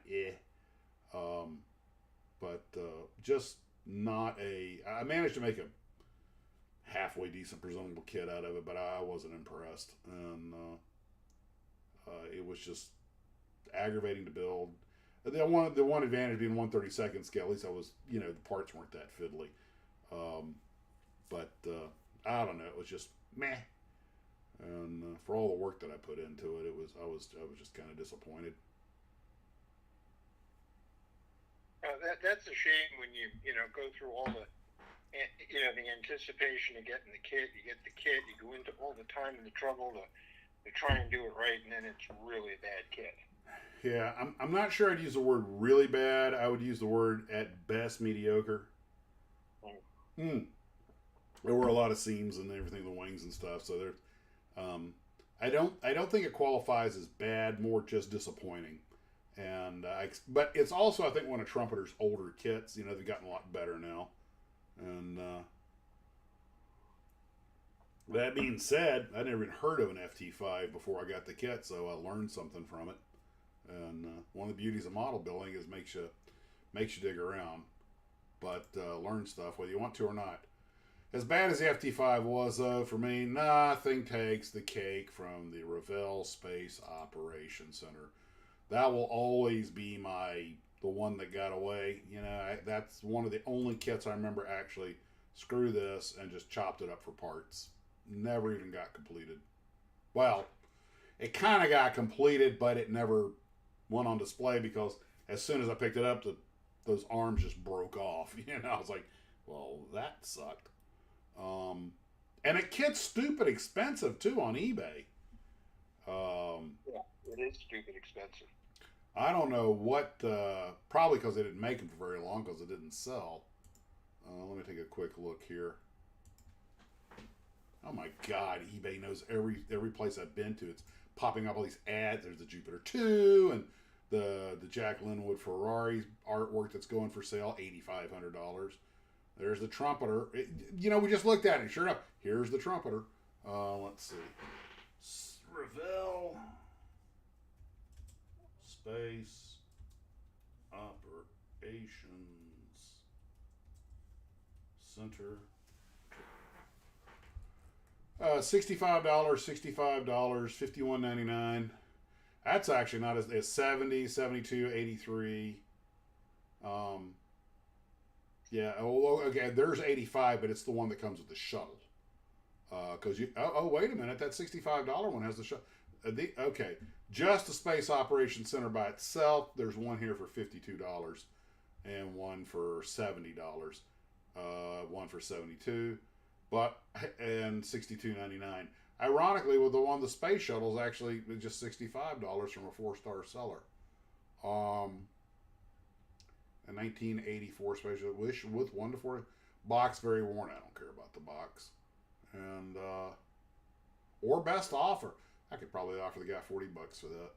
Not that I'm going to. I got 300 models here on the shelf. If I ever do get that again, though, because I have seen people that have done it, I'm going to find a way to make it work. Probably one of the first things I'm going to do is maybe get a piece of brass rod that'll go over, that's big enough to go around that arm, clip off the ends, and put a long piece of put those arms inside the brass rod, so I have a solid thingy. But even the panels are so heavy, they just sag because they're heavy plastic. What you'd want to do is replace those. You probably want to replace it. Now think about it. You should replace that entire assembly with brass rod, and the panel should have been made out of like tinfoil or something. You know, super lightweight or mylar, and that would have looked good, and it would have been very lightweight. But it's all heavy plastic, and I don't know what these guys were thinking when they engineered that. But like I said, one of the glue troopers out there did this, and he had the stand set up properly for it and everything, and so it looked really good with the shuttle, and he made it work. But it's also for a physically very large model. It's going to eat up a big space, but I would want it where I could move it around or something. So that would be probably something like that. I would hang from the ceiling somewhere. You know, have it like hanging in space. It would look better that displayed that way than. But putting on a stand's okay. Whatever. You know, you be you. Do your thing. The one thing I was impressed with on that kit, though, was the truss work. It all fit together more easily than I expected. That part didn't give me any argument. I thought that would be the hard part. The part I thought was going to be the easy part was the hard part, and vice versa. Always the way it is. Mm-hmm. Well, it's just like this Strombecker space station. I could not believe that I got, it's careful to get everything in the right place. In the last minute, when I took the two center hubs off, somehow I got them switched and put the wrong one. Everything else is in the right place, and that's why things wouldn't sit down.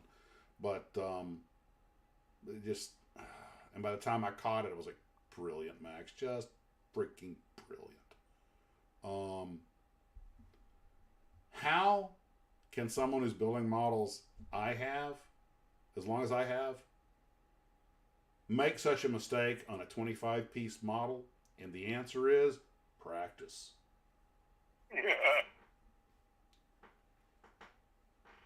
Remember my little axiom: you make things idiot-proof, we'll improve the idiot. You make the better. The joke in the army was, you make the you better make you make the better piece of equipment, and we'll make the better idiot to run it. But night Trey, take care, brother. Hope everybody's doing well. Give mom a love. And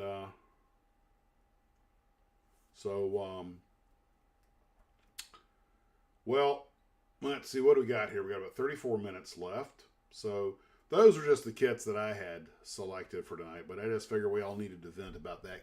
Everybody's got that kit out there somewhere.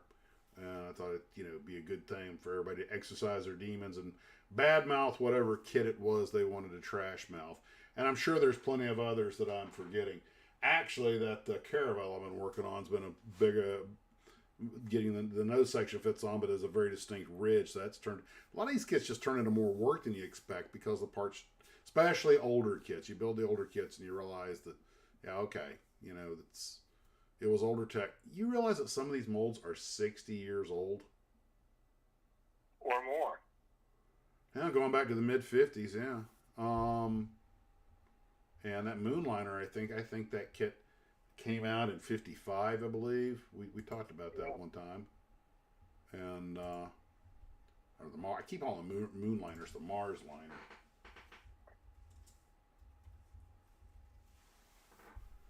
Let's see.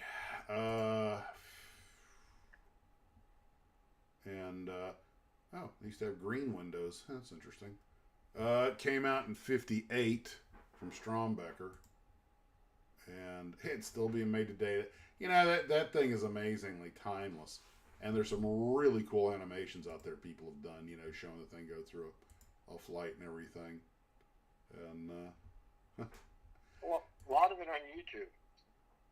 Yeah, you go on YouTube, type in Mars liner, and there are guys who've done full animations of the thing flying a full mission. And Mars liner new decals. That's the TWA markings. Let's see. Glencoe Mars liner decals. Decals decals. I don't know where that word comes from. Oh, let's see. Mars liner decals from Rocketry Forum.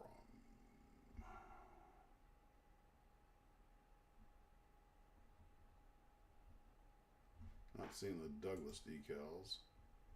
Let's see. Mars liner Douglas.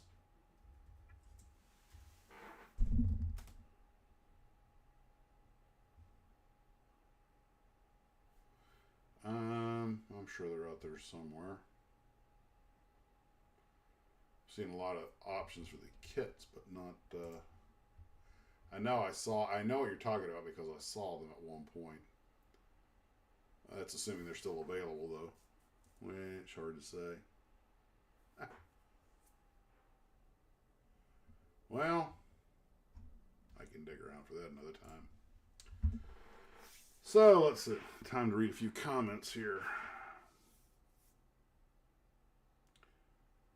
Yeah, that I did the tank photos.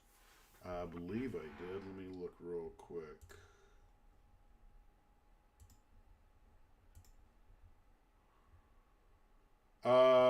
Is that the Mark IV Panzer you're talking about? I did. Looking at it right now. I had that very kit on my wall, or up in the built that very kit not that long ago. Have it up in the shed, and also have the walk. Well, that's Bruce's Walker Bulldog. Those are the two tanks that I have. Steve, did you just sent me that one photo of the Merritt cars, the green ones, right? Yeah, you want some more?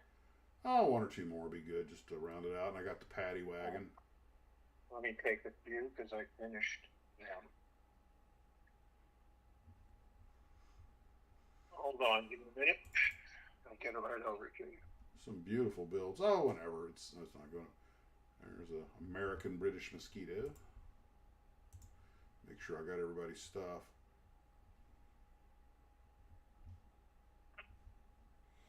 The Rotodyne. The greatest thing that ever was. Been on a space station and helicopter kick lately.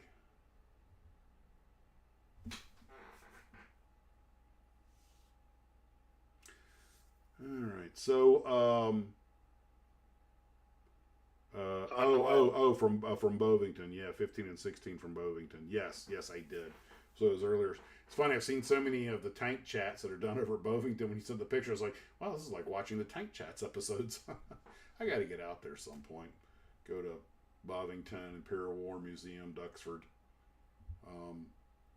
God bless the Brits. They preserve their history.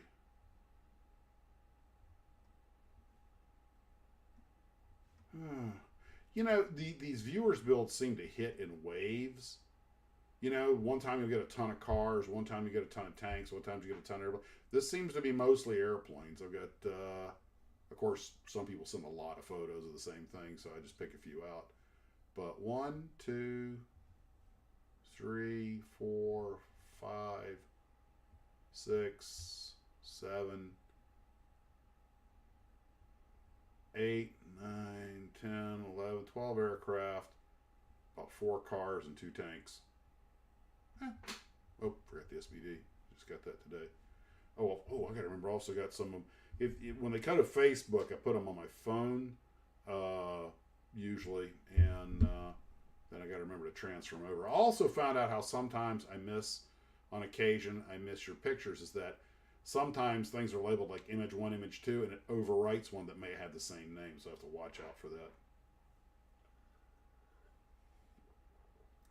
Max needs to get on an aircraft carrier bender.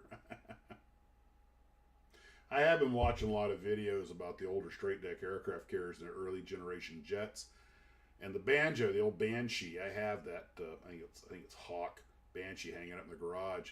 Now, I got that kit already built in a lot that I bought, and I needed something else, and I was just in there. But I did strip it, re-clean it up, and repaint it, put it in the white paint scheme. But the Banshee, which was a contemporary of the famous Grumman Panther, is an airplane that I didn't really know that much about, and I watched a couple of documentaries on it.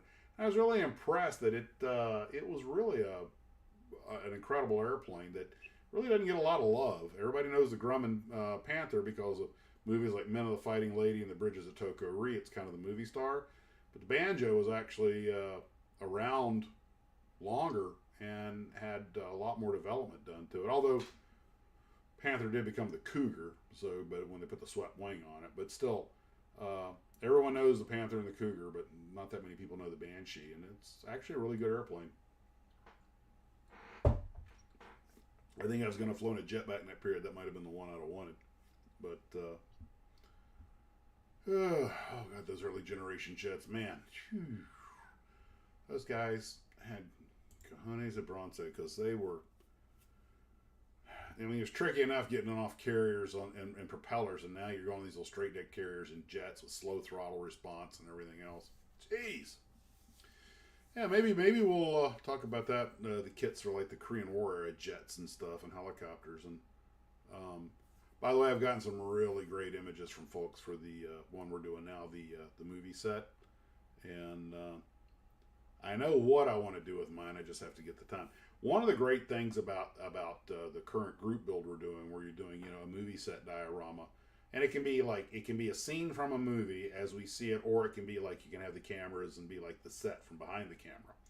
But the nice thing about it is that when you put a camera crew in there, now all of a sudden you don't have to worry about if everything's right technically, because movies make technical errors all the time. They're always using the wrong car, the wrong truck, the wrong tank, or whatever. So, you just chalk it up to, hey, that's what the director get his hands on. And if the scale's too small, go, well, it's an RC. It gives you a lot of latitude. You can put anything out there you want. In fact, you can put the camera crew with your little dinosaurs and stuff and just go, hey, it's a guy in a suit. It's whatever. It's make it what you want it to be, but it's just the whole idea is to be a movie scene. Although a lot of guys have submitted some really great builds of scenes from movies that were just, I'm like, geez, those things could win awards. Great work, guys.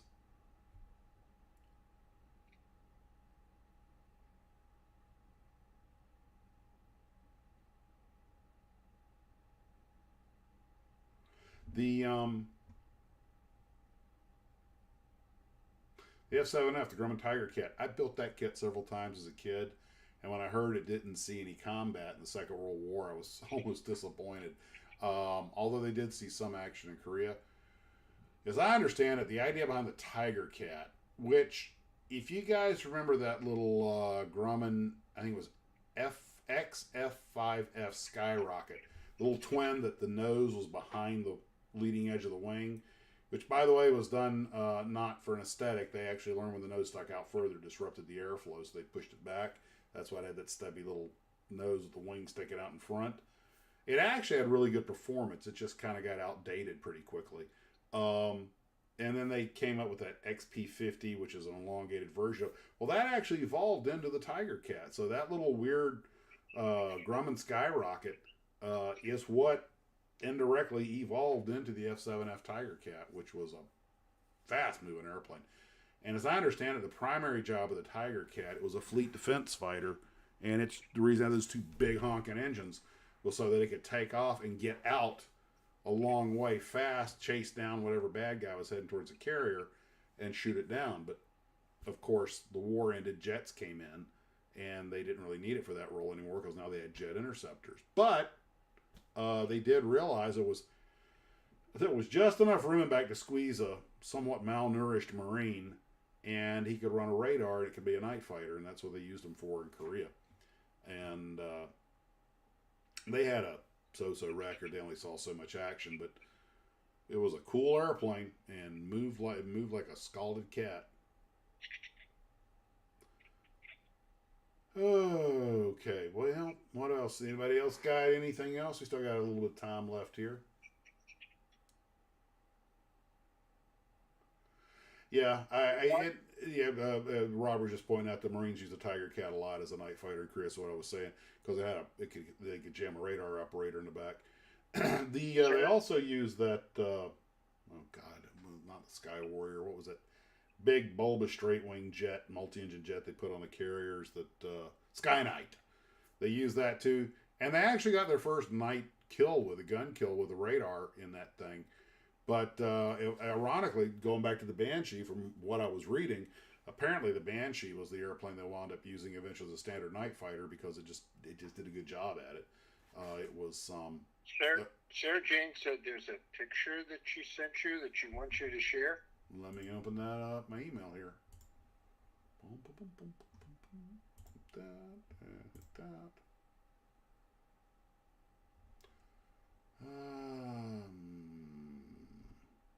Don't know what's got here yet.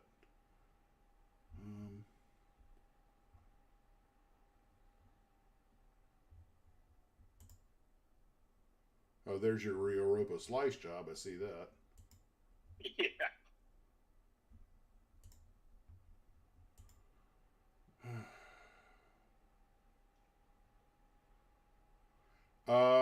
Let's see. We got something here from Tim Miller. The Hurricane says he doesn't have the last shirt. Was that your kit?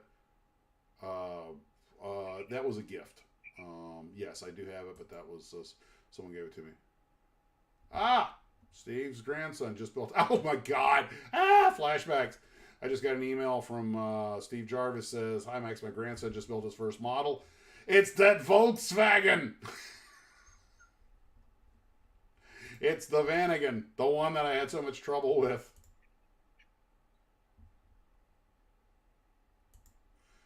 Okay, there's the brass rods. Looks a lot better than mine. Okay, Sarah Jane, I'm not seeing it yet.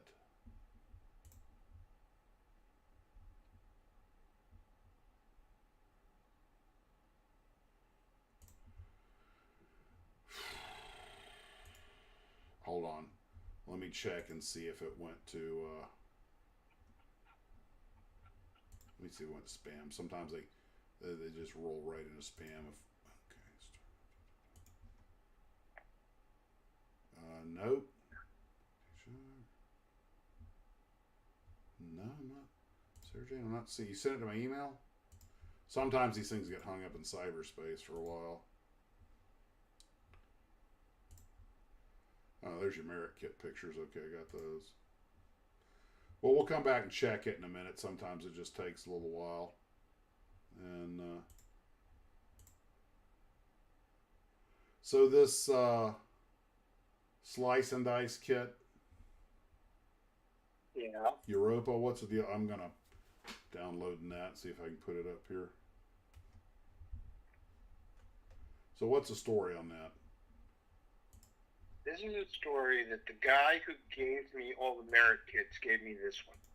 Uh-huh. Now, whatever they used for glue on this thing was amazing because try everything I could not get it together. So I had to take a Dremel and just slice it up. Okay. And so now I'm in the process of JB welding it back together and then sanding it so I can prime it and paint it and put it all back together. Uh-huh.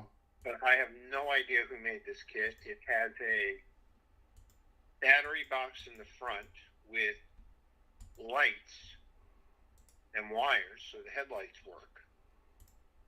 And the steering sort works, and I'm not sure, but I think it may have an electric motor inside the engine. Huh. Because there's a screw holding it to the body. And when I try to turn the wheels, they lock like there's a gear in there. But I am not going to try to get it to work. I'm just going to try to paint it the way he wants it and put a stripe on it, which he wanted. So he sent me a picture of a car that it's supposed to be of, and I'm just going to replicate the car for him and move on. Okay.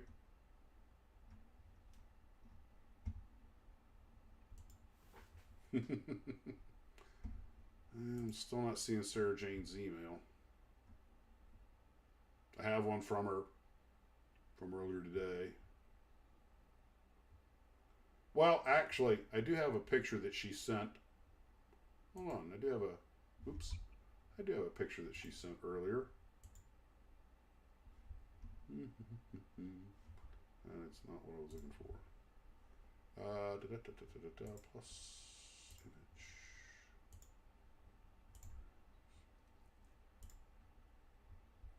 This is from Sarah Jane, and this is how she keeps her parts organized, which I think is an excellent way to do it.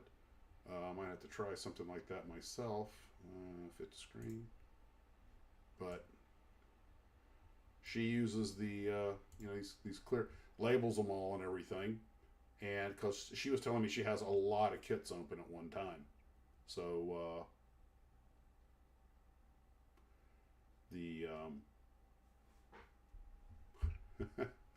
there's I think that's a brilliant way to keep everything squared away. Let's see.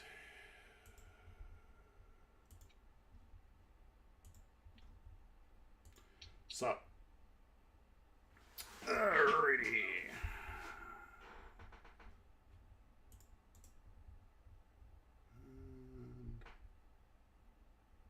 And flip the screen.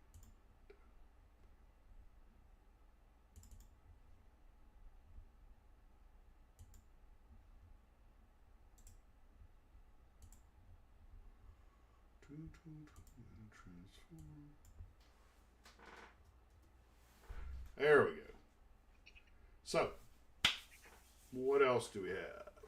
Let's see. Well, I do think I have some Sarah Jane's work. It's down in the viewers build section. Let's see.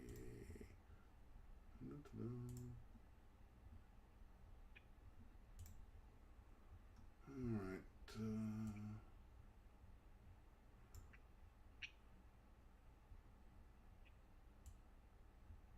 Unless I'm confusing with something else, which I confuse easily.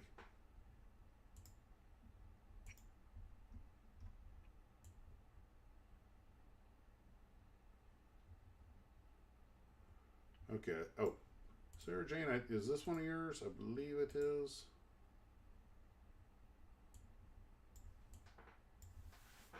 Um.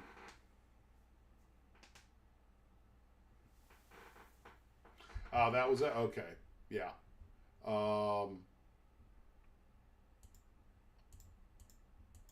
Yeah, that was the picture. And brilliant. Now I got to go back. I have to tell the wife, please go buy me 40 clear Tupperwares and no questions. So to paraphrase Tony Stark, please, that's nowhere near the weirdest thing I've ever asked for. She currently has 41 kits open. Oh my God. And I felt guilty with only like 11. but not. I'm not going to say I promise to do this, but my intent is now the only thing open on my workbench over here is the Sikorsky Sky Crane, the Tarhay, which I plan to finish, and I don't plan to open anything else in here until that's done. Although I do have about 11 of them open in the shed, and I really have got to bear down and finish the Arizona. The problem I keep running into is I'm getting a lot of 2 and 3 day breaks off, and you come home, take the first day and a half just to get used to being back home. And the rest of this month is pretty busy. I'm not going to have much time off. Oh, by the way, though, this will be the last Friday night video. We go back to Saturday nights next week. That's the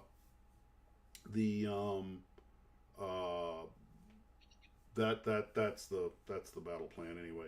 But I keep trying to drop trips and get more time off. I like to have at least once in a month have like a whole week off, but it just has not been happening. They don't have I guess we don't have the reserves to cover the trips. Got it.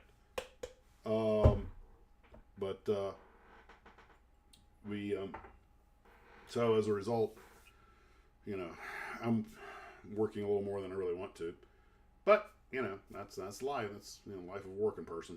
So maybe I can get out of some of these trips, have some time off, but that means I really only have 1 or 2 build days when I get some time off, and even then that's just a few hours out of the day because life has a way of, and you got to be in the mood. One thing is you I don't have to tell you guys this, but you kind of got to be in the mood to build. If you sit down and build because I've got to get this model done, it's like So kind of top of the agenda is go ahead and finish off the Arizona. I'm 90% done with that. Got to add the spotlights. Got to put we got to paint the catapults. Put them on. I'm probably only going to put one airplane on because I don't want to completely spoil the lines. Because when you have an airplane on the turret and one on the fantail, it really kind of distorts the lines of the ship. But I'll probably put one on the fantail and just put the catapult on top of the turret and leave that. I got to get the anchors on it, the props, do some rigging, and that's the bulk of it. That's really not that much.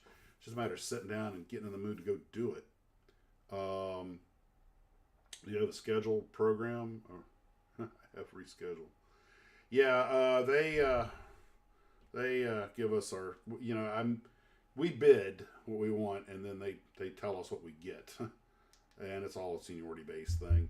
But hey, it could be a lot worse. I know a lot of guys that are stuck doing red eyes and stuff. At least I'm senior enough to stay off reserve. I don't know if I bid long call I thought about bidding long call reserve because if I do that, then I stay at home until they call me. The problem is you have, other than your days off, you have no control over your schedule. They can tag you for red eyes or anything else, and I just feel like I'm getting a little old for that flying till the crack of dawn stuff. No, I'm talking to myself, sorry. I've been doing that for years. Yeah. Another airline that you guys have probably all seen in the news is laying off pilots and deferring orders. And not to get down into the weeds, but they were supposed to merge with another airline. Some judge said, I don't think that merger's a good idea, which is like one of the only times in history a merger's ever been denied. I mean, they denied the United US Air merger, so it has happened. But two relatively somewhat smallerish low cost carriers, not letting them merge, that didn't make any sense. That didn't pass the laugh test. And the judge's attitude was that, oh, that'll decrease competition, low cost market. Well, now Spirit looks like they're going to go bye bye. So good job. You wiped out $1 billion worth of wealth with the stroke of a pen. And if they go away, they're still going to eliminate competition. So, oh well. What's the old saying? No man's life, liberty, or property. Pick up something that they were going to pay a good dollar for free. Yeah. Airlines will be, if they've had to defer those orders, especially since they're Neo power jets, a new engine option, with the LEAP engines on them, then my guess is that the other airlines will swoop in, buy their options, because there is an airframe shortage. Another airline, I think it was Delta, had to stop hiring for a while, not because of a shortage, but because they don't have enough airframes to to do everything they want to do. So they until they get more airframes on property or some guys retire out, they're just holding up their hiring. And, go figure. But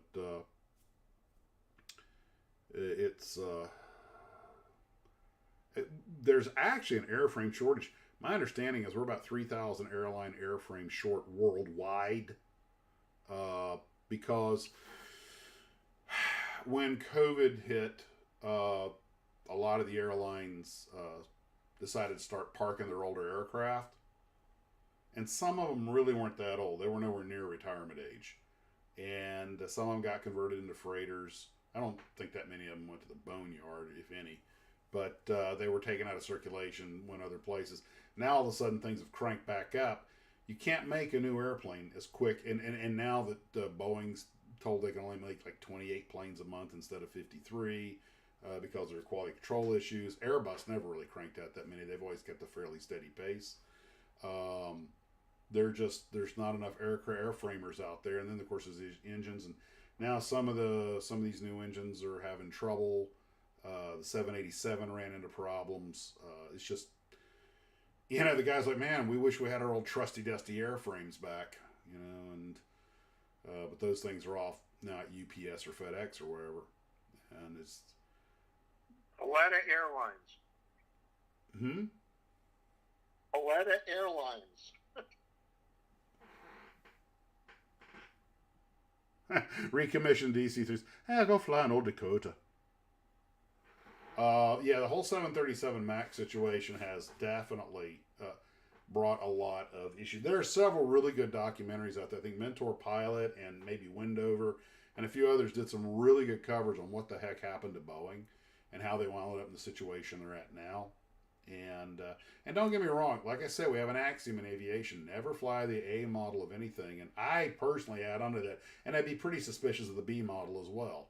I prefer the D model, but work those kinks out of it. But one of the reasons that the Airbus 320 series that I fly is doing so well is they haven't really changed the design that much. I mean, it's got 40-year-old technology in it, but it works. It's time-tested, and it's proven. Now, don't get me wrong. Our avionics boxes are bigger and heavier than what's in a Boeing because their attitude is, it works. We're not going to change it. These big individual modules that eat up a big chunk of the avionics bay, and you look at a more modern airplane, it has a much smaller avionics box that does all that stuff. But, like they say, the French have proved this stuff works. We're not changing it to save a few hundred pounds. A lot of people don't know this, but the 757, as legendary as that airplane is, as bulletproof as it is, people are like, how come the 757 has gone out of production, but the Airbus 321, its direct competitor, is still being made as we speak? I fly them, okay? And I've flown some shiny new ones. The 757 can run rings around the A321 in a lot of categories, except for one. The Airbus 321 is a more profitable airplane. It's 10,000 pounds lighter, burns less fuel, and the accountants like it better because it's less expensive to operate. Now the 7.5 can outclimb it, can go higher, it's faster, It can get off a hot, high field without any trouble. There's not a runway on Earth the 7.5 can't rip off out of. It's an amazing airplane from a pilot's point of view. But airlines are businesses, you know, and the bottom line, the A321 does a perfectly competent job, and it makes more money in the process. So that's why 7.5s aren't produced anymore and 7.3s are.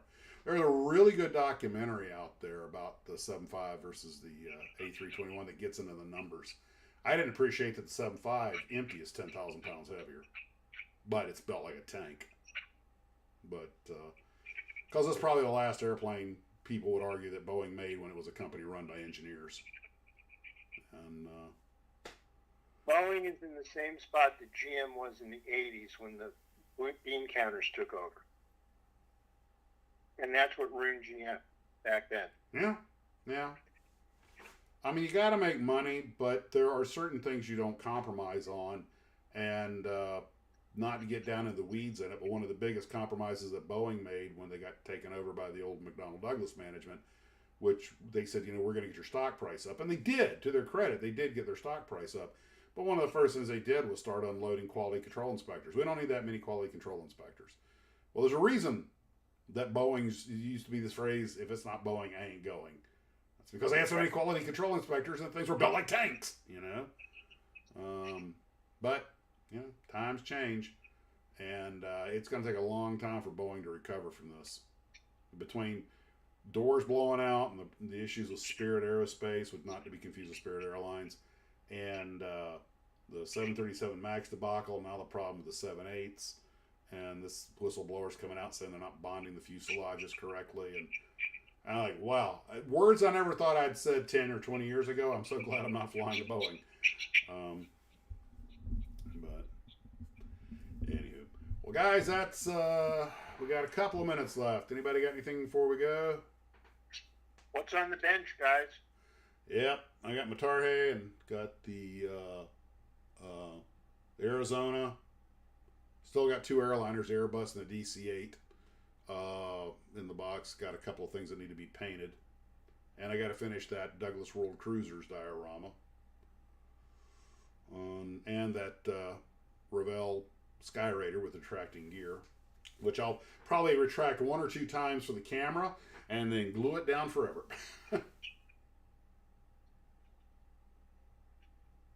Well, as long as it works that one or two times, you're okay.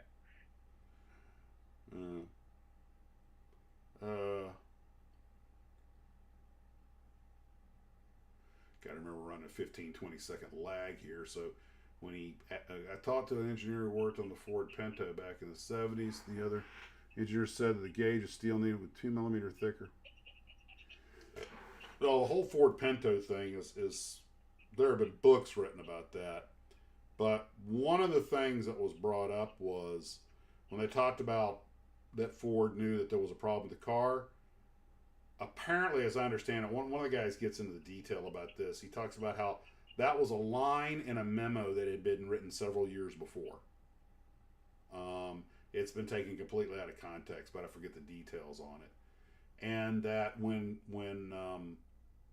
Ford elected just to take the lawsuits instead of make the repairs, I remember some kid asking Milton Friedman about that. He goes, you know, do you think it was a morally bankrupt decision for them to do that when it was only $17 per car or something like that to fix?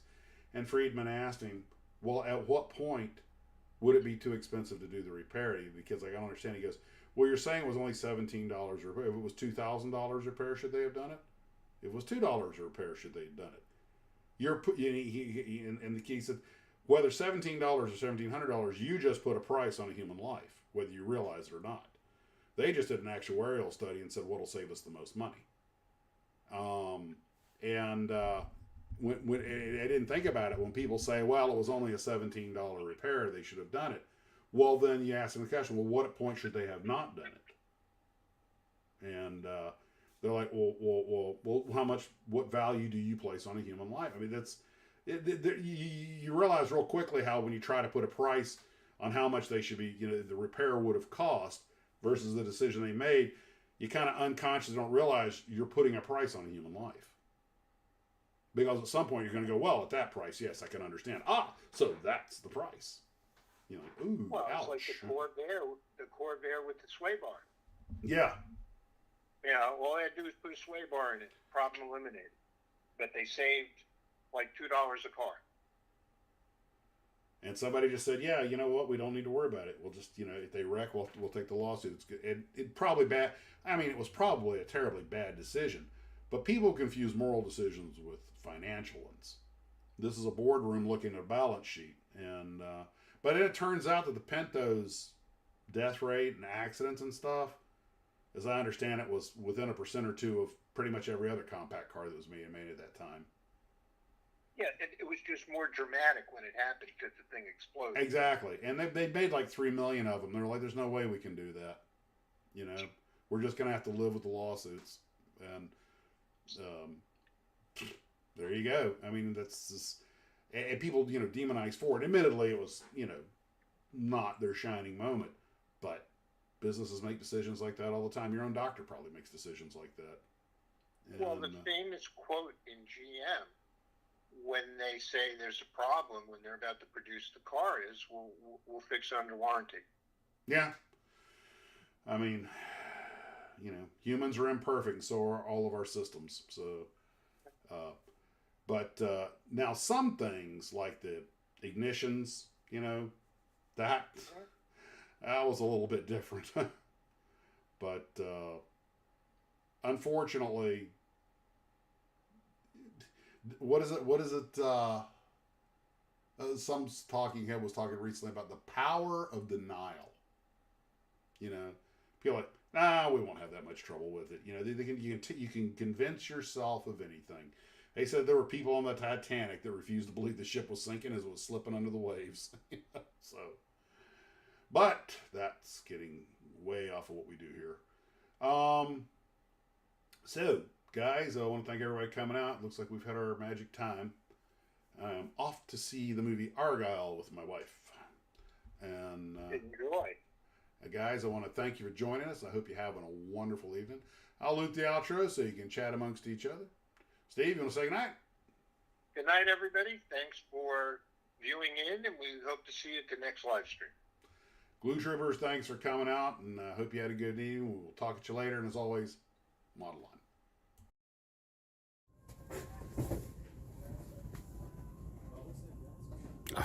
Well, nobody can get mad about this. I'm just turning it right side up. I'm not rearranging it. There's another one. There. Much better. Somebody stop me. Brap.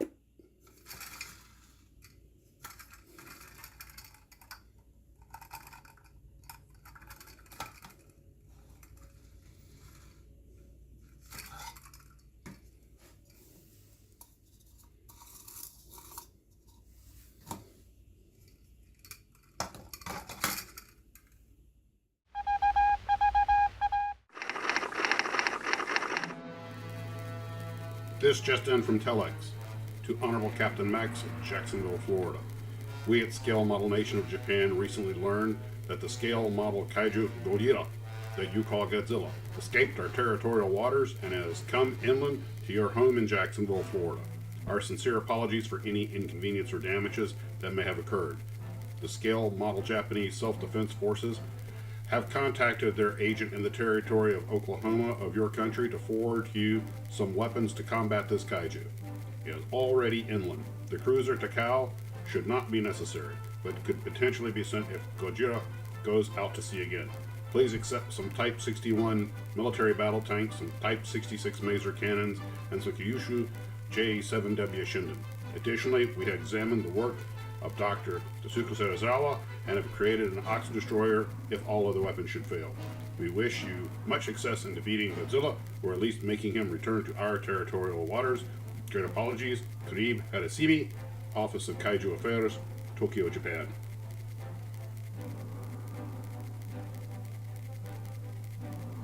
After completing the body of this letter, we have come to understand that you may have found a solution in the form of honey. We are intrigued by this possibility. Are you trying to immobilize him with the honey? Does the honey have some property that counteracts his radioactivity? Please inform us Have your results with this. You have our gratitude.